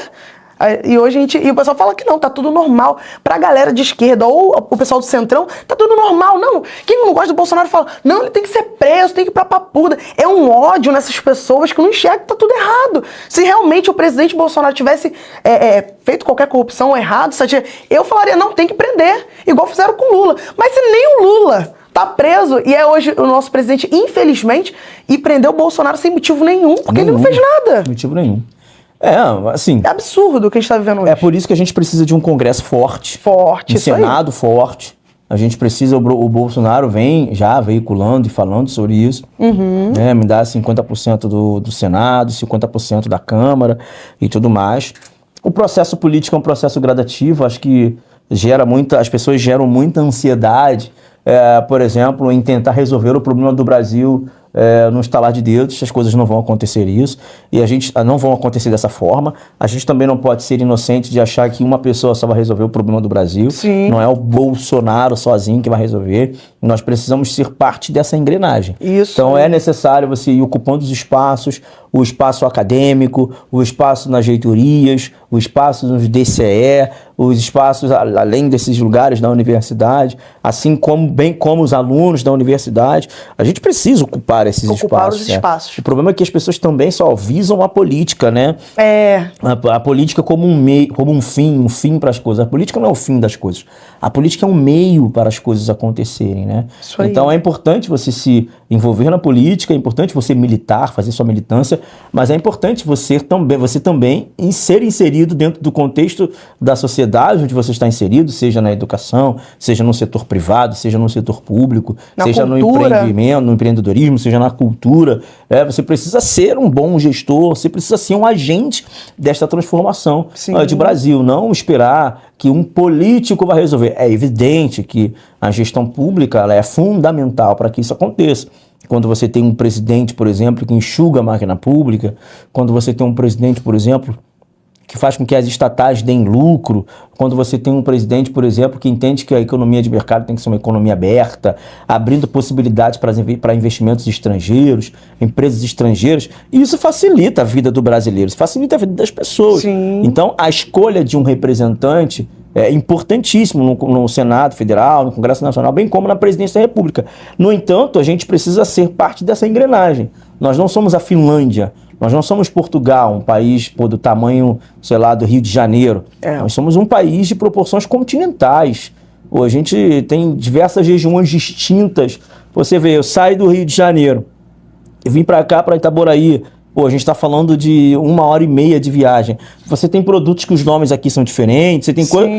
A cultura, a coisa muda, né? Sim, dentro do Rio de Janeiro já muda. Dentro do próprio Rio de Janeiro. Então, cada estado aqui nesse país acaba sendo um país, se for você levar em consideração as dimensões dos países europeus, por exemplo. Então, assim, é um processo de mudança muito profundo. Se a esquerda hoje tem um Supremo Tribunal Federal, porque eles estão aí há 50 anos desenvolvendo nisso. Isso. Não é porque eles acordaram do nada e vão brincar de política, agora eu sou de direita, vamos fazer vídeo. Não é isso. É um processo profundo, é um processo de intelectualidade, é um processo de construção cultural, é um processo de participação ativa nos grêmios, nos centros acadêmicos, na academia, nos conselhos de segurança do bairro. Está todo mundo preocupado com eleição. Mas essas pessoas que se preocupam com as eleições, elas são preocupadas com o conselho de segurança dos seus bairros? Verdade. Elas são preocupadas com a associação de moradores da sua região? Então, assim, nós precisamos fazer a política em todos os níveis que ela é exercida. Tudo é política, né? Dentro da tua casa é política. Exato. Na minha casa, a gente sempre faz essas opções, né? O que vocês querem comer? Aí minha esposa fala, eu quero comer camarão. Eu falo, eu quero comer carne. É sempre a escolha dela. Mas tudo é política, é democracia, né? Lá a democracia lá em casa, a democracia é do que ela quer, mas é democracia. A última palavra é minha, sim senhora, não é? Isso aí. E até deixar aqui pro pessoal, a nível de curiosidade, que o Satie é da sua esposa. Sim. E o pessoal não sabe disso. O Satie não é um nome meu, é o nome da minha esposa. Isso. Eu tomei pra mim o nome da minha esposa. Porque, veja, eu era músico, né? Quer dizer, eu sou músico, né? Mas não toco mais hoje e tudo mais. Então, todo músico ele tem um nome artístico. E eu sempre achei bonito o nome dela, o nome artístico. Sim, é diferente. Satie. Então, aí eu peguei o nome, combinou. E hoje as pessoas me chamam de Satie, né? E esquecem que ela Na verdade, ela é Satie original. É o Satie original. Eu sou o trans Satie. É trans jovem. Você tá muito trans, cara. Rapaz. Mas agora, falando um pouquinho de política da capital, né? Do Rio de Janeiro, você está como vereador. E aí também te parabenizar, que já tá fazendo... uma grande diferença lá, ajudando o Carlos, né? Que o Carlos também era igual o Bolsonaro, né? Praticamente sozinho na Câmara, né, lá dos vereadores do Rio. E hoje tem uma bancada lá do PL, você junto lá na linha de frente. Fala um pouquinho pra gente como tá sendo essa experiência de ser primeiro mandato, né? Como ser vereador, sobre o Eduardo Paes, o que você acha, se vem governador, não vem, como gestor, né, da prefeitura. Sim, bom, o município do Rio, o Rio de Janeiro é um país, né? Então, o município do Rio ele é a capital do nosso estado. O Rio de Janeiro precisa voltar a ser o Rio de Janeiro. Sim. Não é clubismo, né? Tem gente aqui de Itaboraí, de São Gonçalo, Maricá, das regiões aqui próximas. Daqui a pouco eu já ali região dos Lagos. Eu estive ontem na Costa Verde, anteontem, né? Angra dos Reis, Sim. Paraty, Itaguaí. Tive hoje um pouco ali é noroeste, agora acho que é um pouco ali é sudoeste fluminense, agora que é Vale do Aço, né? Sim. Barra Mansa e tudo mais. Bom, o Rio de Janeiro é a capital do Brasil, digamos assim. Sim. Né? É a capital cultural do Brasil. O Rio de Janeiro ele precisa ser resgatado. O Rio de Janeiro precisa voltar a ser o que era antes. Bom, nós, como cidade do Rio de Janeiro, já fomos capital do Império Português. Quando Dom João VI vem para cá, para o Rio de Janeiro, ele estabelece aqui, ele não vem sozinho como um rei ou um imperador que veio passar férias. Pelo contrário, ele traz toda a alta corte, a nobreza, ele traz todos os intelectuais de Portugal, todos eles vêm para cá para o Brasil. Foi Dom João VI que fundou, por exemplo, o Banco do Brasil, aqui no Rio de Janeiro, que hoje é o CCBB, que é o Centro Cultural Banco do Brasil, ali na área da Candelária, né? Então, o Rio de Janeiro ele não foi a capital só do Brasil, ele foi a capital do Império, Brasil, Portugal e Algarves. É uma cidade polo de informação, polo de cultura, linguístico. Bom, para vocês terem noção da força da língua portuguesa estabelecida a propósito aqui no Rio de Janeiro, com o Gabinete Real de Literatura, né? Você tem ali, inclusive, a sexta biblioteca mais famosa do mundo hoje é o Gabinete Real de Literatura, no centro do Rio de Janeiro. Então, Portugal traz para cá o conceito de intelectualidade, de infraestrutura, o conceito monetário com a fundação do Banco do Brasil e o conceito realmente de requinte, de nação forte, com a nobreza estabelecida aqui. Já não era mais uma colônia de exploração, já não era mais uma colônia de homens querendo o ouro da nossa nação, saqueando, digamos assim, né, como a história erradamente conta. Não, o que a gente vê agora é um país trazendo a sua sede real, com toda a infraestrutura de estradas, de vias, de instituição. Estamos falando de Biblioteca Nacional, Gabinete Real de Literatura, estamos falando de instituição bancária, porto, cara, tudo isso. O Rio de Janeiro precisa voltar a ser o que era antes. Então, quando a gente fala de política do Rio de Janeiro, ela acaba também se esbarrando na política nacional. Sim. Porque o Rio, ele é o reflexo do Brasil. Eu conheço Portugal, eu conheço Espanha, eu conheço os Estados Unidos, conheço Argentina, Paraguai, Uruguai, Chile, Bolívia. Eu conheço vários países. Ninguém nesses países, não é clubismo, tá? Mas ninguém fala assim, poxa, São Paulo é legal, eu fui na Avenida Paulista. Tipo, cara, as pessoas não sabem nem que esse lugar existe. Sim. Entendeu? As pessoas não sabem, por exemplo, que Salvador existe, né? Um ou outro. Todos os estrangeiros, quando eu falo de Brasil e quando eu falo que sou brasileiro, unanimemente eles falam Rio de Janeiro, Copacabana, né? Cristo Redentor. Cristo Redentor, Pão de Açúcar. E isso não é por acaso. Isso é porque o Rio de Janeiro ele já foi o centro nervoso da América Latina. E aí eu te pergunto, né? E isso é uma história mais passada e tudo mais. Quando você pega a história, eu falo isso porque eu não sou um professor de história, mas eu gosto da história do nosso país. E eu acho que uma das maneiras de você não cometer erros no futuro é entendendo o passado. Sim. Né? Então a gente não toma decisões na vida hoje baseado naquilo que a gente fez no passado. É quando você comprou demais, gastou muito no cartão de crédito, não conseguiu pagar. Aí aprende. Não é? Você não aprende que você não tem que gastar dessa maneira. Então, geralmente, a gente aprende as coisas com o erro e aprende com as histórias, né? Então, eu estudo um pouco a história do nosso Rio de Janeiro, que acaba sendo um pouco da história do Brasil, quando Dom Pedro, né, que se tornou o primeiro imperador do Brasil, depois que ele proclamou a independência, mas antes de proclamar a independência, havia uma pressão sobre Dom Pedro I de Portugal, para que ele, assim como o pai dele, Dom João VI, voltasse para Portugal. Ele não queria voltar, porque sabia que a corte portuguesa ela queria ali engessá-lo, assim como engessou o seu pai.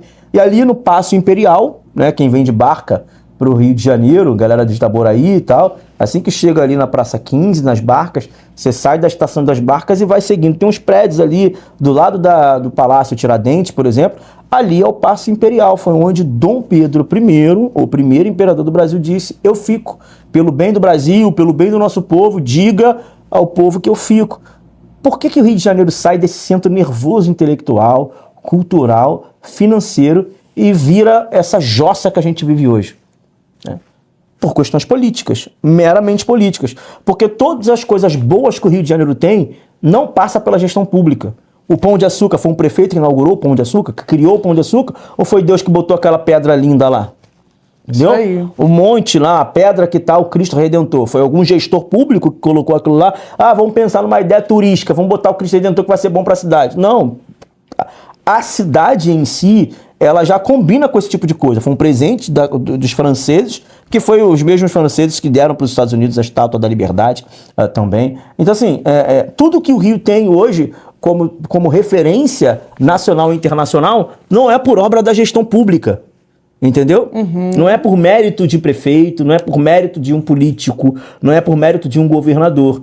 É tudo hoje que a gente tem é por mérito da natureza. E o que a gente tem que dá para levar em consideração e falar assim, pô, caraca, isso aqui é uma obra de infraestrutura, não é dos últimos 30 anos de governo de nenhum candidato, de nenhum político que passou pela gestão da nossa cidade, de nenhum prefeito. São obras de infraestrutura de tempos passados. Por exemplo, do regime militar, a gente está falando da Ponte Rio-Niterói, o Carlos Lacerda, que para mim é uma grande referência de político hoje no Brasil. O Rio de Janeiro precisa resgatar o espírito de Carlos Lacerda, que teve uma visão a longo prazo, por exemplo, de infraestrutura. Se você tem no Rio de Janeiro hoje linha amarela, linha vermelha, tinha que ter a linha azul e a verde, uma série de outras linhas. Isso é obra de projetos de Carlos Lacerda. Ah, mas César Maia que construiu a linha amarela, mas o projeto era de Carlos Lacerda, entendeu? Um projeto a longo prazo de urbanismo, a desfavelização do Rio de Janeiro. O Carlos Lacerda, ele conseguiu desfazer uma favela grande, tirar aquela favela e aquelas pessoas daquele lugar e colocar essas pessoas em outros lugares, né? Que foi ali aquela ideia ali de Campo Grande, a própria ideia da Cidade de Deus também é um pouco dessa ideia e tudo mais. Por quê? Porque ele já tinha uma visão de preservação da paisagem da cidade, de qualidade de vida para aquelas pessoas. Sim. Favela não é bom para ninguém. Então, o Rio de Janeiro hoje, ele vive um colapso na economia, ele vive um colapso na segurança pública, diga-se de passagem, porque a prefeitura, ela sempre se eximiu dessa responsabilidade. Bom, o artigo 144 da Constituição Federal de Ulisses Guimarães, de 1988, é claro quando versa sobre segurança pública, que diz que é competência do Estado. Mas é dever de todos, ela diz lá, é competência do Estado. Quando diz que é competência do Estado, ela diz respeito às forças de segurança, a saber, Polícia Civil, Polícia Militar, né, policial penal, né, evidentemente. São essas três polícias, né, elas são prerrogativas do governo do Estado. Sim. Mas é dever de todos. Claro. Por que o prefeito do Rio, seja ele o César Maia, o Conde, seja o Eduardo Paes, o Crivella, por que esses prefeitos nunca chegaram para fazer uma coalizão com o governador do Estado para falar assim, vamos resolver essa questão da segurança? Vamos fazer um serviço, um trabalho em conjunto? Não vamos ficar... Porque assim, a segurança pública no Rio de Janeiro, ela virou um problema tão sério, mas tão sério, que ela hoje está sendo um fator determinante para que a gente perca tudo, principalmente a industrialização. Nós estamos sendo desindustrializados. O que está acontecendo no Rio de Janeiro hoje é um processo de êxodo. O que é o êxodo? É a saída em massa. O êxodo, o livro da Bíblia é êxodo. Êxodo significa passagem, significa saída. É uma referência de um povo hebreu que saiu do Egito para ir para a Terra Prometida. O que está acontecendo com o Rio de Janeiro é um êxodo inverso. As pessoas estão saindo do Rio de Janeiro para outros estados por causa da insegurança na nossa cidade. E antigamente era o contrário, né? As pessoas Era queriam oposto, vir para o Rio de Janeiro. Você pode perguntar às gerações passadas, todos nós temos um pé no Nordeste. Eu acho que é um pouco por causa disso, né? Porque os nossos pais, ou os pais dos nossos pais, vieram para cá. E era esse êxodo que tinha, o êxodo nordestino, que você tinha os baianos indo para São Paulo, né? Por isso que São Paulo, o pessoal zoa muito baiano, né, e tal. E você tem ali cearense, maranhense vindo para o Rio de Janeiro, né? Inclusive a própria Rocinha. A palavra Rocinha, ela vem porque os primeiros habitantes daquela região fizeram uma roça, que era típico de quem era do Nordeste, ali, a galera do interior, fizeram uma roça para plantar alface, plantar verduras, aquela coisa, e a coisa foi alastrando. Por isso que o nome da favela Rocinha é Rocinha, justamente por isso. Você vai ver a densidade de nordestinos na Rocinha, na favela do Rio das Pedras, naquelas favelas. A densidade de nordestinos é muito grande, justamente pelo êxodo de nordestinos que vieram para o Sudeste. Hoje o que acontece no Rio de Janeiro é um êxodo industrial, inclusive. Além do êxodo do capital intelectual, o que é o êxodo do capital intelectual? As mentes mais brilhantes que são formadas na FGV, nas melhores universidades do Rio de Janeiro, elas não estão usando o capital intelectual e humano delas aqui. Elas têm medo, elas querem ir para São Paulo, elas vão para Santa Catarina.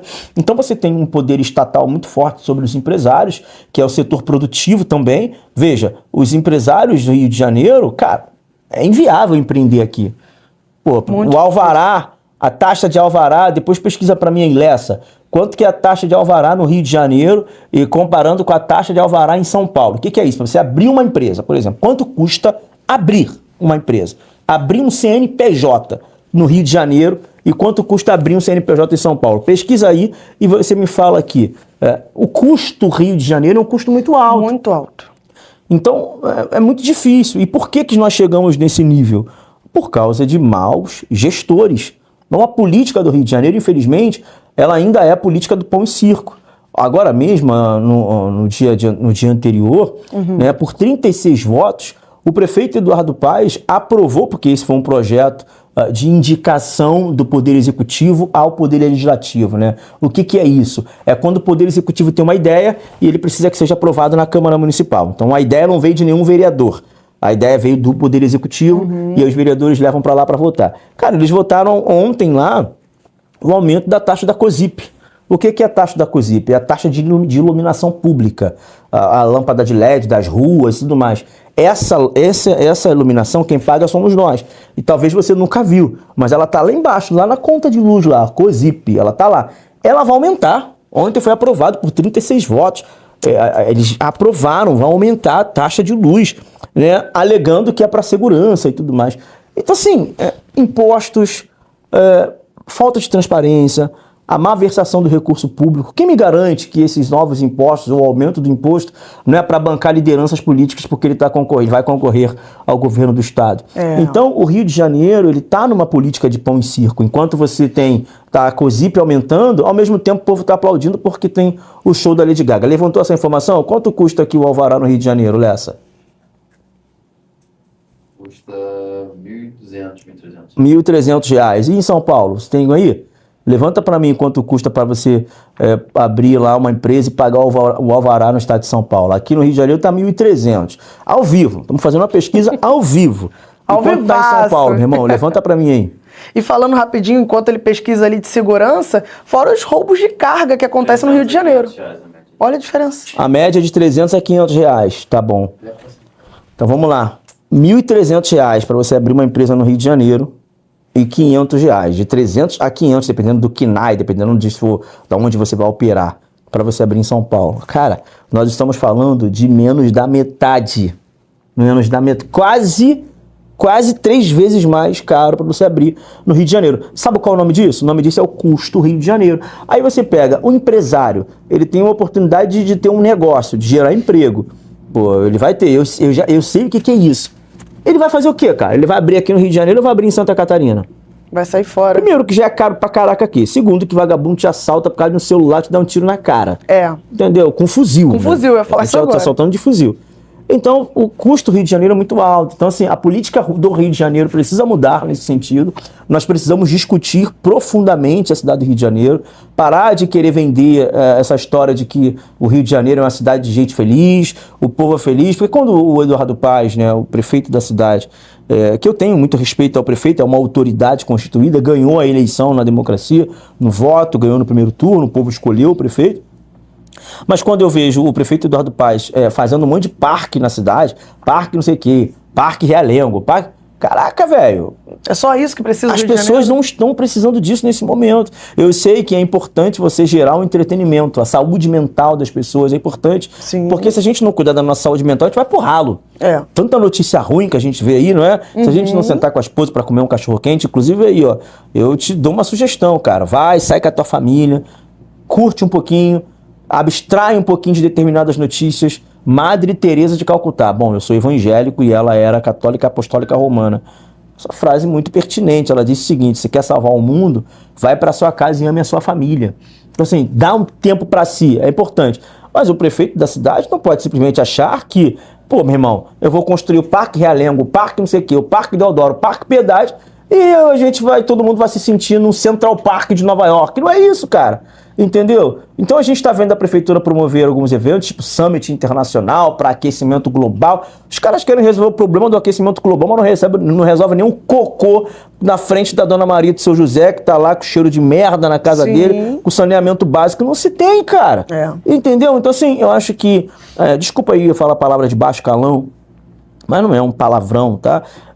Mas, assim, é revoltante você ver essa situação. Então, hoje, o Rio de Janeiro, ele como uma cidade política, ela está muito mal representada. Sim. Tá? Eu acho que o Eduardo Paes, ele tem alguns pontos elogiáveis, mas a maioria dos pontos são pontos realmente críticos, que é um modelo de gestão muito ruim, as escolhas muito ruins, e são escolhas que não são escolhas a longo prazo. Quando você vai ver, por exemplo, a malha de transporte no Rio de Janeiro, eu ouso dizer que é a melhor malha de transporte hoje da América Latina. Nós temos VLT, trem, metrô, barcas, BRT, ônibus, táxi, Uber, digamos assim, né? A gente tem coisa pra caraca, né? A gente tem 3 aeroportos, a gente tem o Santos Dumont, a gente tem o Internacional do Galeão e tem alguns voos que saem do aeroporto de Jacarepaguá, uns voos mais privados. Cara, nós temos hoje uma estrutura absurda pra gente ter um potencial monstruoso. Mas a gente não tem, a gente não vai. É como se alguma coisa travasse a gente. E aí eu admiro o paulista, né? Porque eu acho que é por isso, né? Eu acho que o carioca tem a praia com muita facilidade, tem a montanha da Floresta da Tijuca com muita facilidade, tem as coisas assim grátis, né? 0800, muito boas de ir. E meio que parece que a galera meio que, não, já tem, então eu posso ir. Como São Paulo tá no meio do país ali praticamente, não tem praia, né? A capital que eu digo, não tem nada. Os caras decidiram fazer daquela cidade uma cidade boa para se viver. Eu sei que tem diversos problemas, mas se você compara a cidade de São Paulo do ponto de vista de IDH, que é o Índice de Desenvolvimento Humano, empregabilidade, startups, criação de empresas, geração de riquezas, abertura de vagas de emprego, cara, São Paulo está anos-luz na frente do Rio de Janeiro. Sim. Anos-luz. Se você, 2 horas da manhã, acordar com insônia, perder o sono e decidir pedir uma pizza em São Paulo, você vai ter. Se você quiser uma padaria 24 horas, você tem inúmeras. Óbvio que tem criminalidade, óbvio que tem insegurança, mas o Rio de Janeiro está largado. Então a gente precisa de um gestor que, primeiro, conheça a história da nossa cidade e devolva o protagonismo para ela. Sim. Conheça, devolva o protagonismo que Dom João VI deu. Devolva o protagonismo que Dom Pedro I deu. O protagonismo que Dom Pedro II, que na minha visão, o maior brasileiro de todos os tempos, deu para essa cidade. A gente precisa resgatar o orgulho de sermos brasileiros. E não tem como você falar de Brasil se você não falar de Rio de Janeiro. O bairro mais famoso do Brasil qual é? É Copacabana. A cidade mais famosa do Brasil qual é? É o Rio de Janeiro. Onde nasceu a Bossa Nova? Nasceu no Rio de Janeiro. Tom Jobim, Vinícius de Moraes, que foi interpretada por Frank Sinatra em Nova York. Garota de Ipanema, por exemplo. Olha que coisa mais linda, mais cheia de graça. o nosso povo, a resiliência. O Walt Disney, quando olha pra cá, ele cria o personagem Zé Carioca, que é um personagem carioca. Olha só, o nome do cara é Carioca. É Zé Carioca. Ou seja, a cultura brasileira nos anos 50, 40, 60, ela foi exportada para o mundo e era a cultura do Brasil, que era a cultura do Rio de Janeiro, quando você tem Noel Rosa, por exemplo. Enfim, eu não estou falando só da nossa música, para não parecer uma questão de entretenimento, mas a nossa cultura como um todo, o nosso país como um todo. Quando os Estados Unidos, em 1776, é independente, você tem a Constituição norte-americana, um dos primeiros impérios a reconhecer a soberania e a independência dos Estados Unidos é o Império do Brasil. Entendeu? Uhum. E quando o Brasil torna-se independente, quando Dom Pedro I, às margens do rio Ipiranga, na cidade de São Paulo, decreta, né, por isso que o hino fala, ouviram do Ipiranga as margens plácidas, é ali nas margens do rio Ipiranga, quando ele decreta a independência do Brasil, um dos primeiros países a reconhecer a independência do Brasil foram os Estados Unidos, que o nome do Brasil, inclusive, era Estados Unidos do Brasil. E a bandeira do Brasil, ela já foi uma bandeira igual a bandeira dos Estados Unidos, sendo que verde e amarela. Por isso que tem uns idiotas falando aí, soberania nacional, colocar a bandeira dos Estados Unidos numa manifestação, animal, imbecil, idiota, seu burro. Os Estados Unidos sempre reconheceram, nós sempre fomos irmãos dos Estados Unidos, nós reconhecemos a independência deles, eles reconheceram a nossa independência, sempre foi uma parceria, não é à toa que o Brasil já foi chamado Estados Unidos do Brasil. E Brasil com Z, tá? Essa história de Brasil com S veio muito depois, em 1889, no 15 de novembro, que aí sim foi o golpe, a proclamação da República foi o maior golpe que a gente recebeu na história. Mandaram o nosso imperador lá para a França, exilado, morreu de desgosto, morreu de depressão. Essa gentalha acabou com o Brasil de lá para cá. É esse Rio de Janeiro que a gente precisa resgatar. Então, quando um gestor sentar naquela cadeira, na Pequena Gávea, perdão, no Palácio da Cidade, quando um gestor sentar lá, sabendo onde nós estávamos, ele, de fato, vai poder fazer talvez o melhor governo da história do Rio de Janeiro.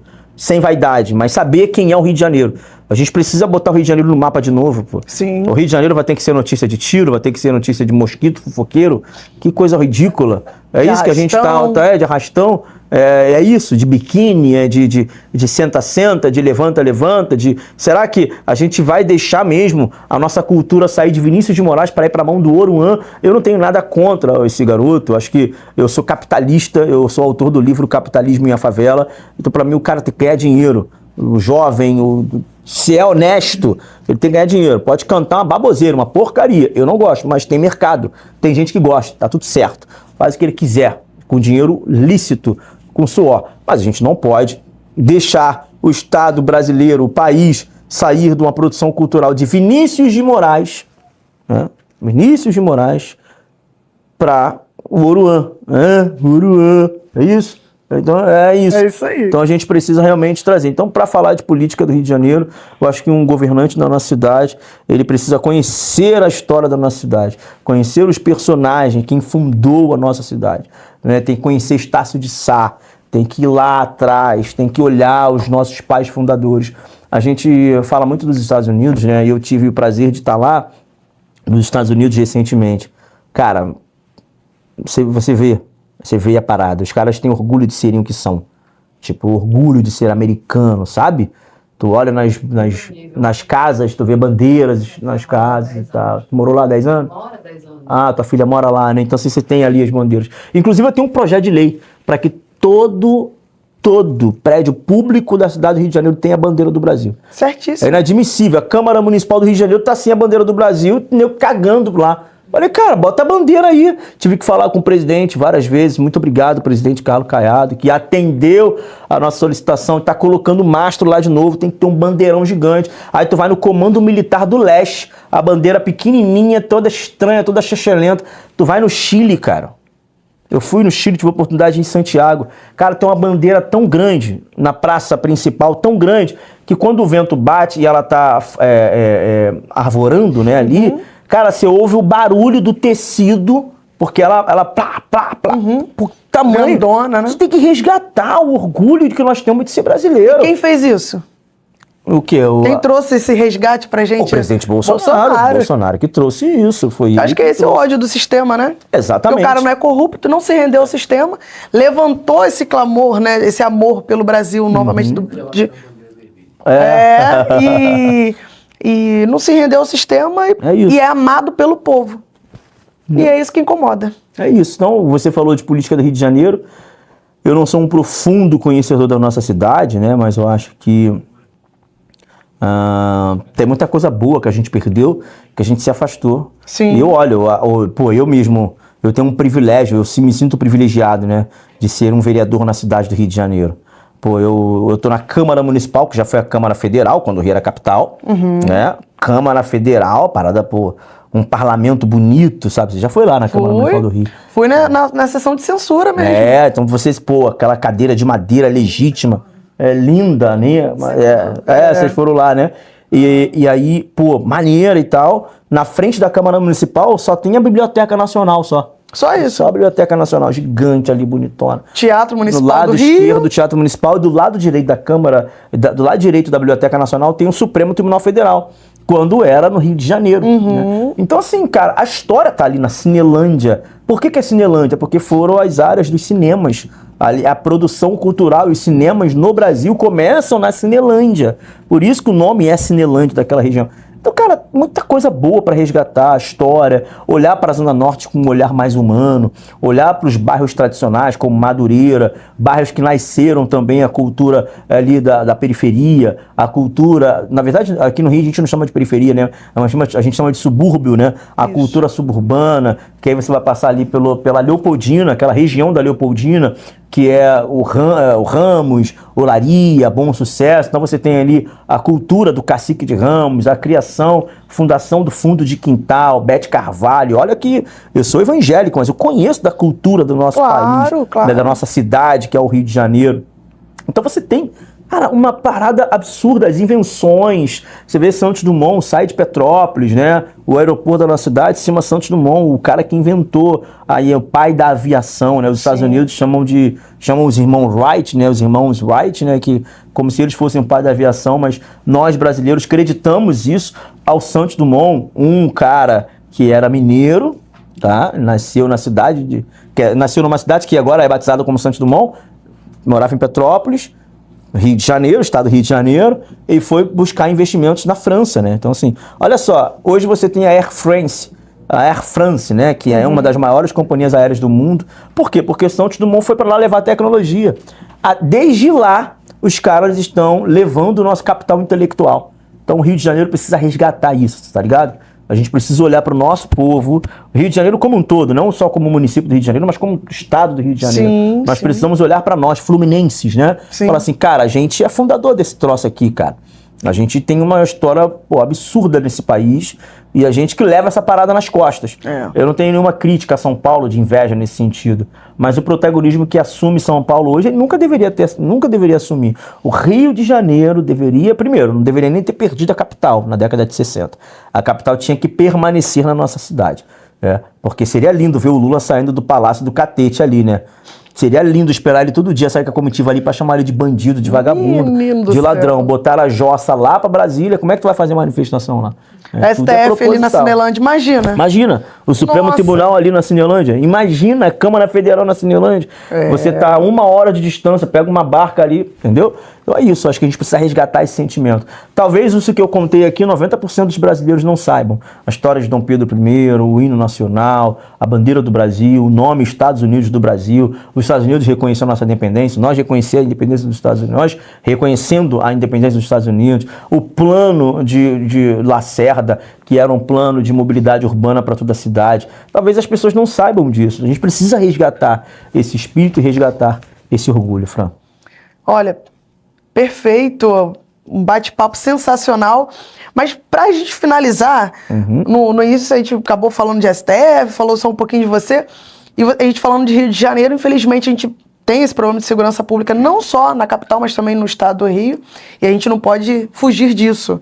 Tá vindo eleições aí de 26, a gente precisa eleger um governador que vá lutar por isso verdadeiramente, que é complicado, e você, cara, veio da favela. Então a gente precisa, você sabe melhor do que a gente, né? investir nas favelas também, que não adianta, o centro do Rio hoje está abandonado, o Eduardo Paz está tentando de alguma forma ali ressocializar, né? O Reviver Centro, é um projeto. Reviver e tal. Ele está revivendo aquilo que ele mesmo matou, tá? É importante.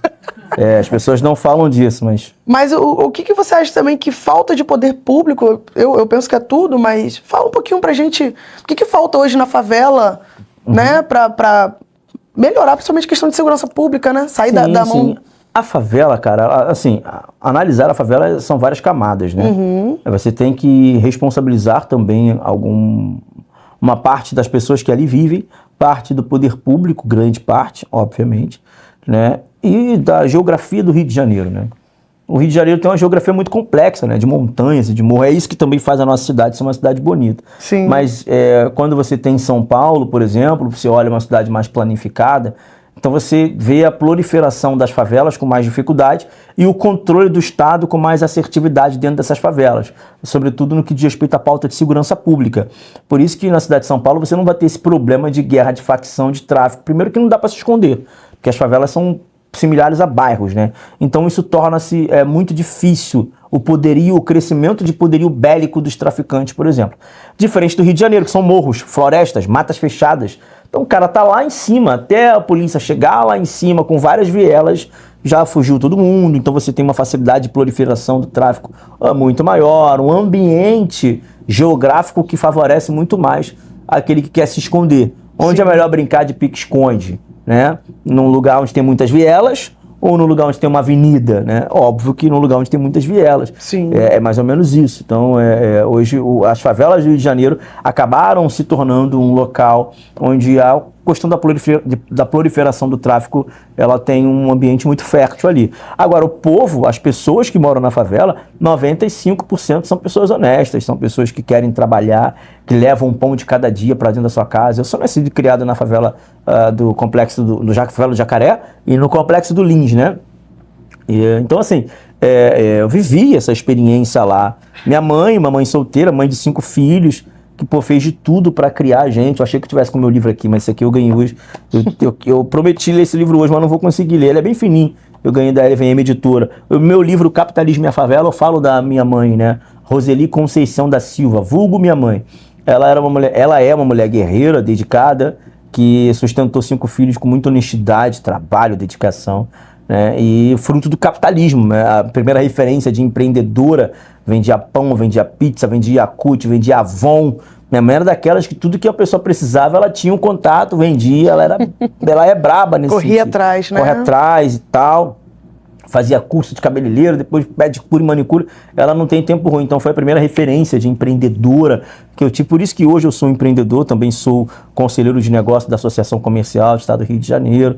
Aprendi com a minha mãe essa coisa da venda, da troca, da oferta, da demanda. Minha mãe não é uma pessoa engessada. Aí eu vendo livro, então eu vou vender livro até o final. Pô, ninguém tá comprando livro, as pessoas estão no Kindle, baixando o livro no Amazon. Pô, tu tá vendendo o livro ainda na mão? Não, já passou. Então ela era assim, o que tá vendendo bem? Tá vendendo tênis? Então vou vender tênis. Tá vendendo Yakult? Então vou vender Yakult. É o quê? Ela é dessas, né? Então a gente foi criado dentro desse ambiente, 5 filhos, família desestruturada, né?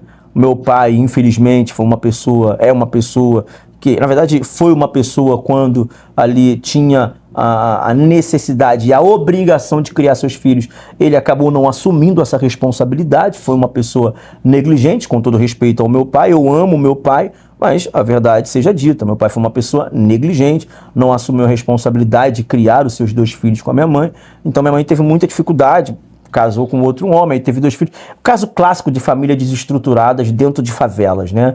Você não tem um pleno conhecimento de construção familiar e projeção de pequeno, médio e longo prazo. E eu falo para vocês jovens, quer namorar, tendo idade, responsabilidade, namora à vontade, mas presta atenção, tá? Presta atenção porque essa questão sexual é uma questão muito séria que você pode, de fato, comprometer todo o seu futuro. O filho, ele vai ser sempre uma bênção do Senhor, tá? Ele vai ser sempre uma bênção do Senhor. Mas você ter um filho precoce, sobretudo com alguém que você não ama e com alguém que você não quer viver a tua vida toda, isso pode se tornar muito prejudicial para a tua vida, para o teu desenvolvimento pessoal, teu desenvolvimento profissional. Então é muito importante aí, quer namorar com a anuência dos seus pais, a anuência e complacência dos seus pais, vai pra cima, beija na boca, é isso aí, né? Com a Mas se anuência dos cuida, seus né? pais. Mas é importante você prestar atenção nisso. Então, o clássico da família desestruturada dentro das favelas do Rio de Janeiro é uma menina com 18 anos, bem apessoada, né, tem um corpo bonito e que namora com um cara e é irresponsável. Ambos são irresponsáveis.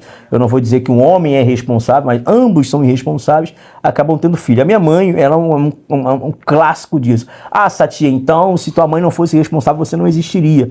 É óbvio que eu não estou dizendo aqui que a pessoa não tem que ter filho. Pelo contrário, eu acho que deveria ter um controle de taxa de natalidade em favela, Sim, tá? sim. Eu acho que deveria ter um controle de taxa de natalidade, porque se uma pessoa não tem condições de se sustentar, ela não tem que ter condições de sustentar um filho. Verdade. Então é importantíssimo a gente falar disso. Eu sei que é um assunto sensível, delicado, posso ser criticado, mas é inadmissível você ver uma pessoa que não tem condições de se sustentar tendo 5, 6 filhos. Verdade. Não dá. É aquelas crianças que vão ser vítimas de todo um processo social, elas não vão ter roupa, elas não vão ter boas escolas, elas vão passar por dificuldades, e aí elas serão aí basicamente predestinadas ao fracasso, Fran. Sim. Né? Elas vão estar predestinadas ao fracasso. Além dessas questões de programas sociais que às vezes influencia, mas é uma coisa que realmente não faz sentido, né? Você ter um filho para você deixá-lo à própria sorte. Bom, a minha mãe, com todos os pesares, ela sempre foi guerreira, assumiu responsabilidade. E quando nós chegamos à maioridade, cada um fez as suas escolhas, né? Bom, eu tenho um irmão que se envolveu no tráfico de drogas, tá morto, né? Morreu há 5 anos atrás. Eu tenho outro irmão que achou que era melhor assaltar banco, carro, essas coisas, tá preso hoje. E bom, eu decidi seguir os caminhos do Senhor e hoje eu sou vereador na cidade do Rio de Janeiro. Então eu tenho um irmão morto, eu tenho um irmão preso e eu tô aqui, né, hoje trabalhando, pai de família. Eu tenho outros irmãos que são pais de famílias também.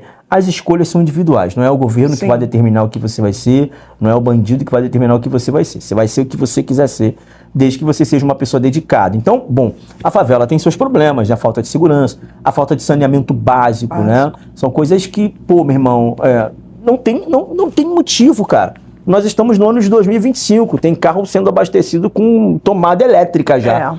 Daqui a pouco tem carro voando e a merda tá na frente da casa da Dona Maria e seu José. Sim. Tá com cheiro de cocô lá no beco lá, o rato tá passando lá. Que é isso? E eles falam que o problema é o Bolsonaro, né? Ah, não, sempre. Questão dos queimadas, meio ambiente, tudo é da direita. Bolsonaro só teve 4 anos, 2 anos e meio mais ou menos de pandemia, guerra, e 16, 20 anos aí de PT, mas o problema do Brasil... do mundo e do Brasil é o Bolsonaro. É um amor que essa gente tem pelo presidente Bolsonaro, né? Eu acho que é. Ou é um amor Incrível. incubado, ou uma inveja sem tamanha. Não, incrível. Não é? Incrível. Então é isso, eu acho que se você tem esse problema da violência nas favelas, mas eu vejo a favela como um potencial. Sim. A favela tem um potencial. Agora, é importante você levar em consideração o cerne da palavra potencial. O que significa potencial? Não é potência, é potencial. Potencial é quando você é uma coisa que você não deveria ser e que você tem projeção para ser muito mais daquilo que você é. Por exemplo, quando uma pessoa morre precocemente, você fala assim, pô, tinha um futuro pela frente, né? Pô, então, isso era o potencial que aquela pessoa tinha, né? Sim. Então hoje, quando eu olho para a favela, eu olho assim, eu olho para a mão de obra que ele tem, para a capilaridade intelectual que se tem ali, o trabalho da mão de obra daquelas pessoas, eu olho e falo assim, cara, o potencial é absurdo, isso aqui podia ser monstruoso, de salubridade. Porque, desculpa, cara, as pessoas ficam romantizando a favela, mas é uma porcaria viver na favela. A favela é um lugar ruim, cara.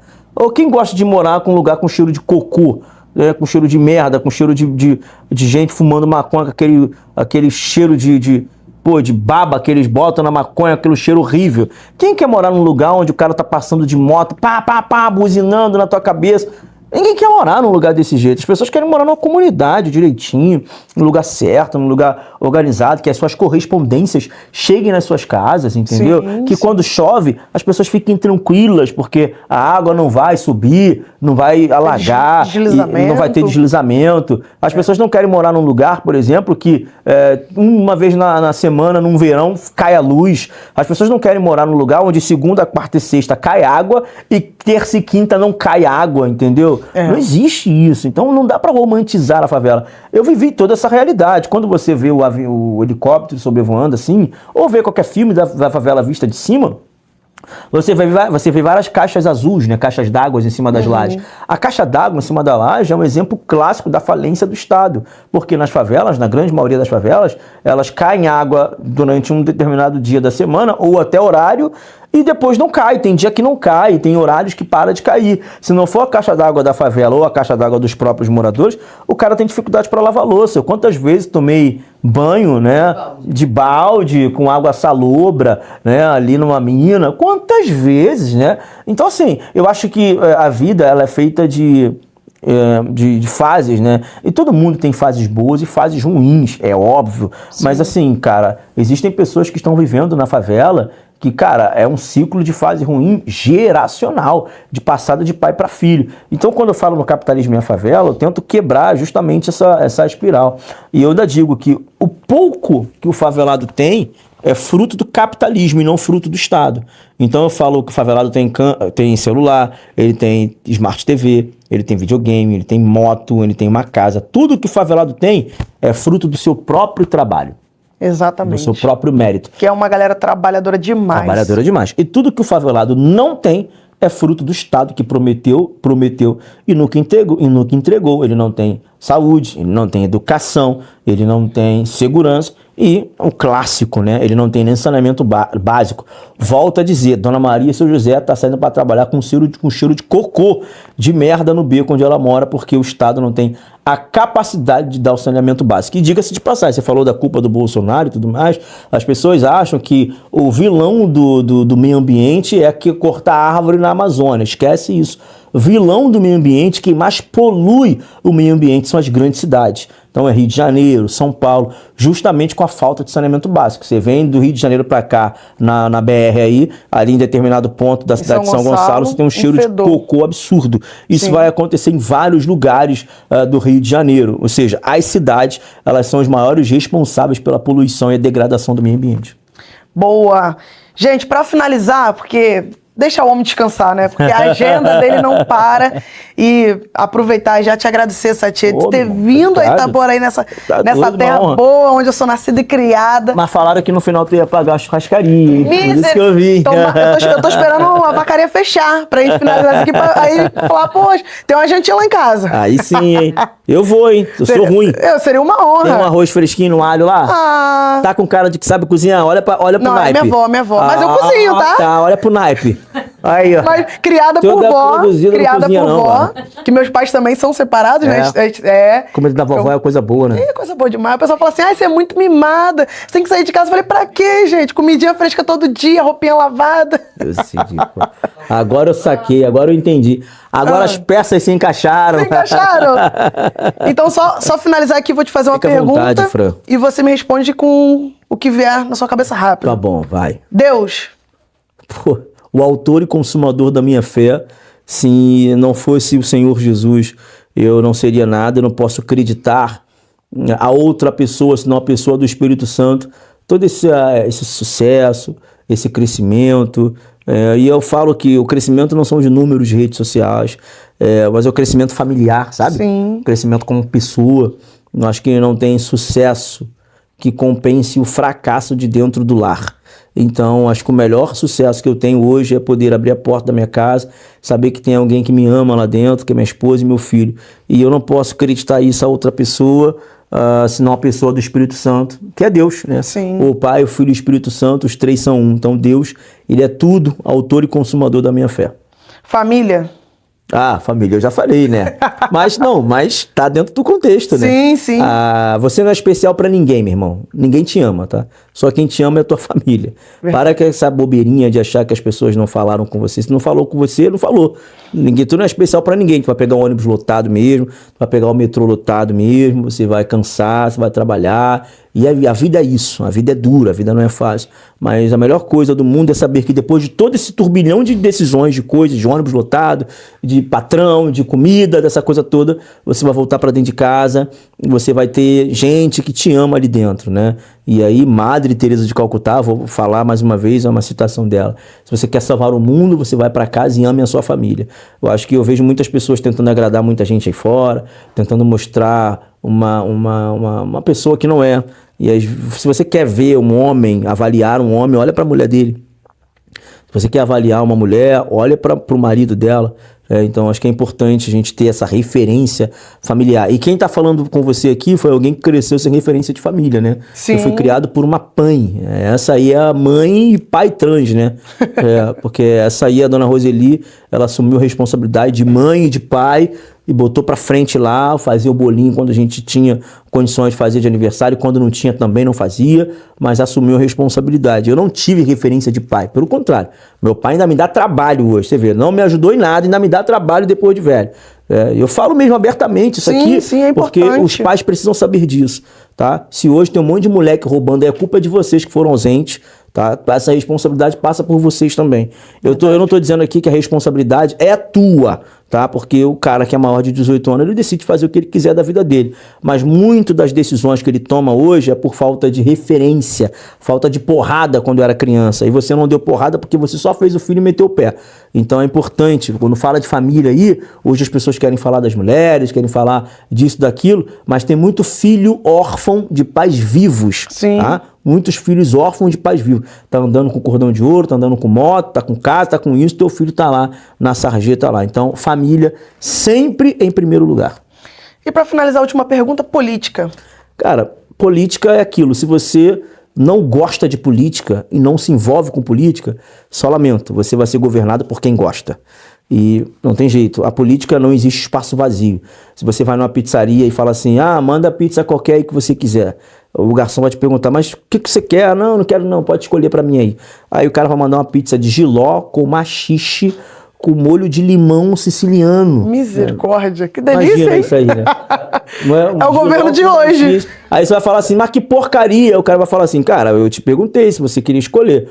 Como você falou que não precisava escolher, não queria fazer parte desse processo, então eu escolhi por você. A política é a mesma coisa. Se você não se envolver, se você não escolher, se você não estudar, se você não fizer por onde, alguém vai escolher por você e não adianta reclamar, tá? Alguém vai escolher uma coisa bem ruim, que é o que a gente está vivendo hoje, Exatamente. Né? Então tem muita gente hoje aí reclamando dos políticos e que não fazem nada, mas você também lá no processo eleitoral, qualquer R$100, R$150, você vota no cara que te pagou e aí você também não pode cobrar nenhuma solução de um político quando você no processo eleitoral não fez boas escolhas. É isso. Satie, Bora! obrigada. Grava esse rostinho aqui que ainda vai trazer muitas alegrias pro Rio de Janeiro. Amém. É uma honra te receber aqui em Itaboraí, meu amigo. Conseguiu um espacinho nessa agenda lotada. E acompanha aí, @RafaelSatier, porque vocês vão ver que daqui a pouco ele tá em algum lugar aí, uma vigília. Ele não para, bora. Não, agora você vai pra casa. Não, agora eu vou pra churrascaria. Pra churrascaria. Pagar, você vai Depois vai pra pagar casa. e depois eu vou pra casa. Ô, Fran, eu tô falando sério, não adianta rir sem graça, não. Rapaziada, ela vai ter que pagar o meu jantar Tem hoje. um monte de gente Tô brincando. aqui. Boa. Quem vai pagar o jantar da Fran hoje sou eu. Ó, Sabe por quê? Porque ela é uma pessoa muito dedicada, ela é uma Obrigada. pessoa que realmente faz um trabalho excelente com a juventude, com a comunicação. E aqui eu não tô falando isso porque eu tô na sua frente não, tá? Eu hoje, nas minhas reuniões, quando eu faço reuniões com o meu time, tanto aqui no estado do Rio de Janeiro quanto no Brasil, eu sempre cito a Fran. Jesus, ele sempre citava três, porque ele participava dos milagres ali, que era Pedro, Tiago e João. Não era porque eles eram preferidos, é porque eles estavam muito mais próximos do processo. A Fran é uma pessoa que está muito próxima do processo. Ela mobiliza ônibus, ela mobiliza van, ela mobiliza caravana, ela vai pra cima, ela gasta no dinheiro dela, ela me sufoca pedindo pra fazer, pra Satie. perturba o Satie. Ela vai pra cima. Eu acho que a gente precisa de gente assim. A gente precisa de gente que faça acontecer. Então, Fran, você tá de parabéns, quero te agradecer pela oportunidade. E virei outras vezes se você quiser, não tem esse problema não. Opa, então bora aí. A gente pode vir outras vezes. Hoje eu vou pagar o teu almoço, mas o seu jantar. Mas nas próximas quem vai pagar o meu é você e você. Aê! Gente, fica com Deus aí, obrigada Bora. por acompanhar. E é isso, obrigada mais uma vez. Deus abençoe, bora pra cima.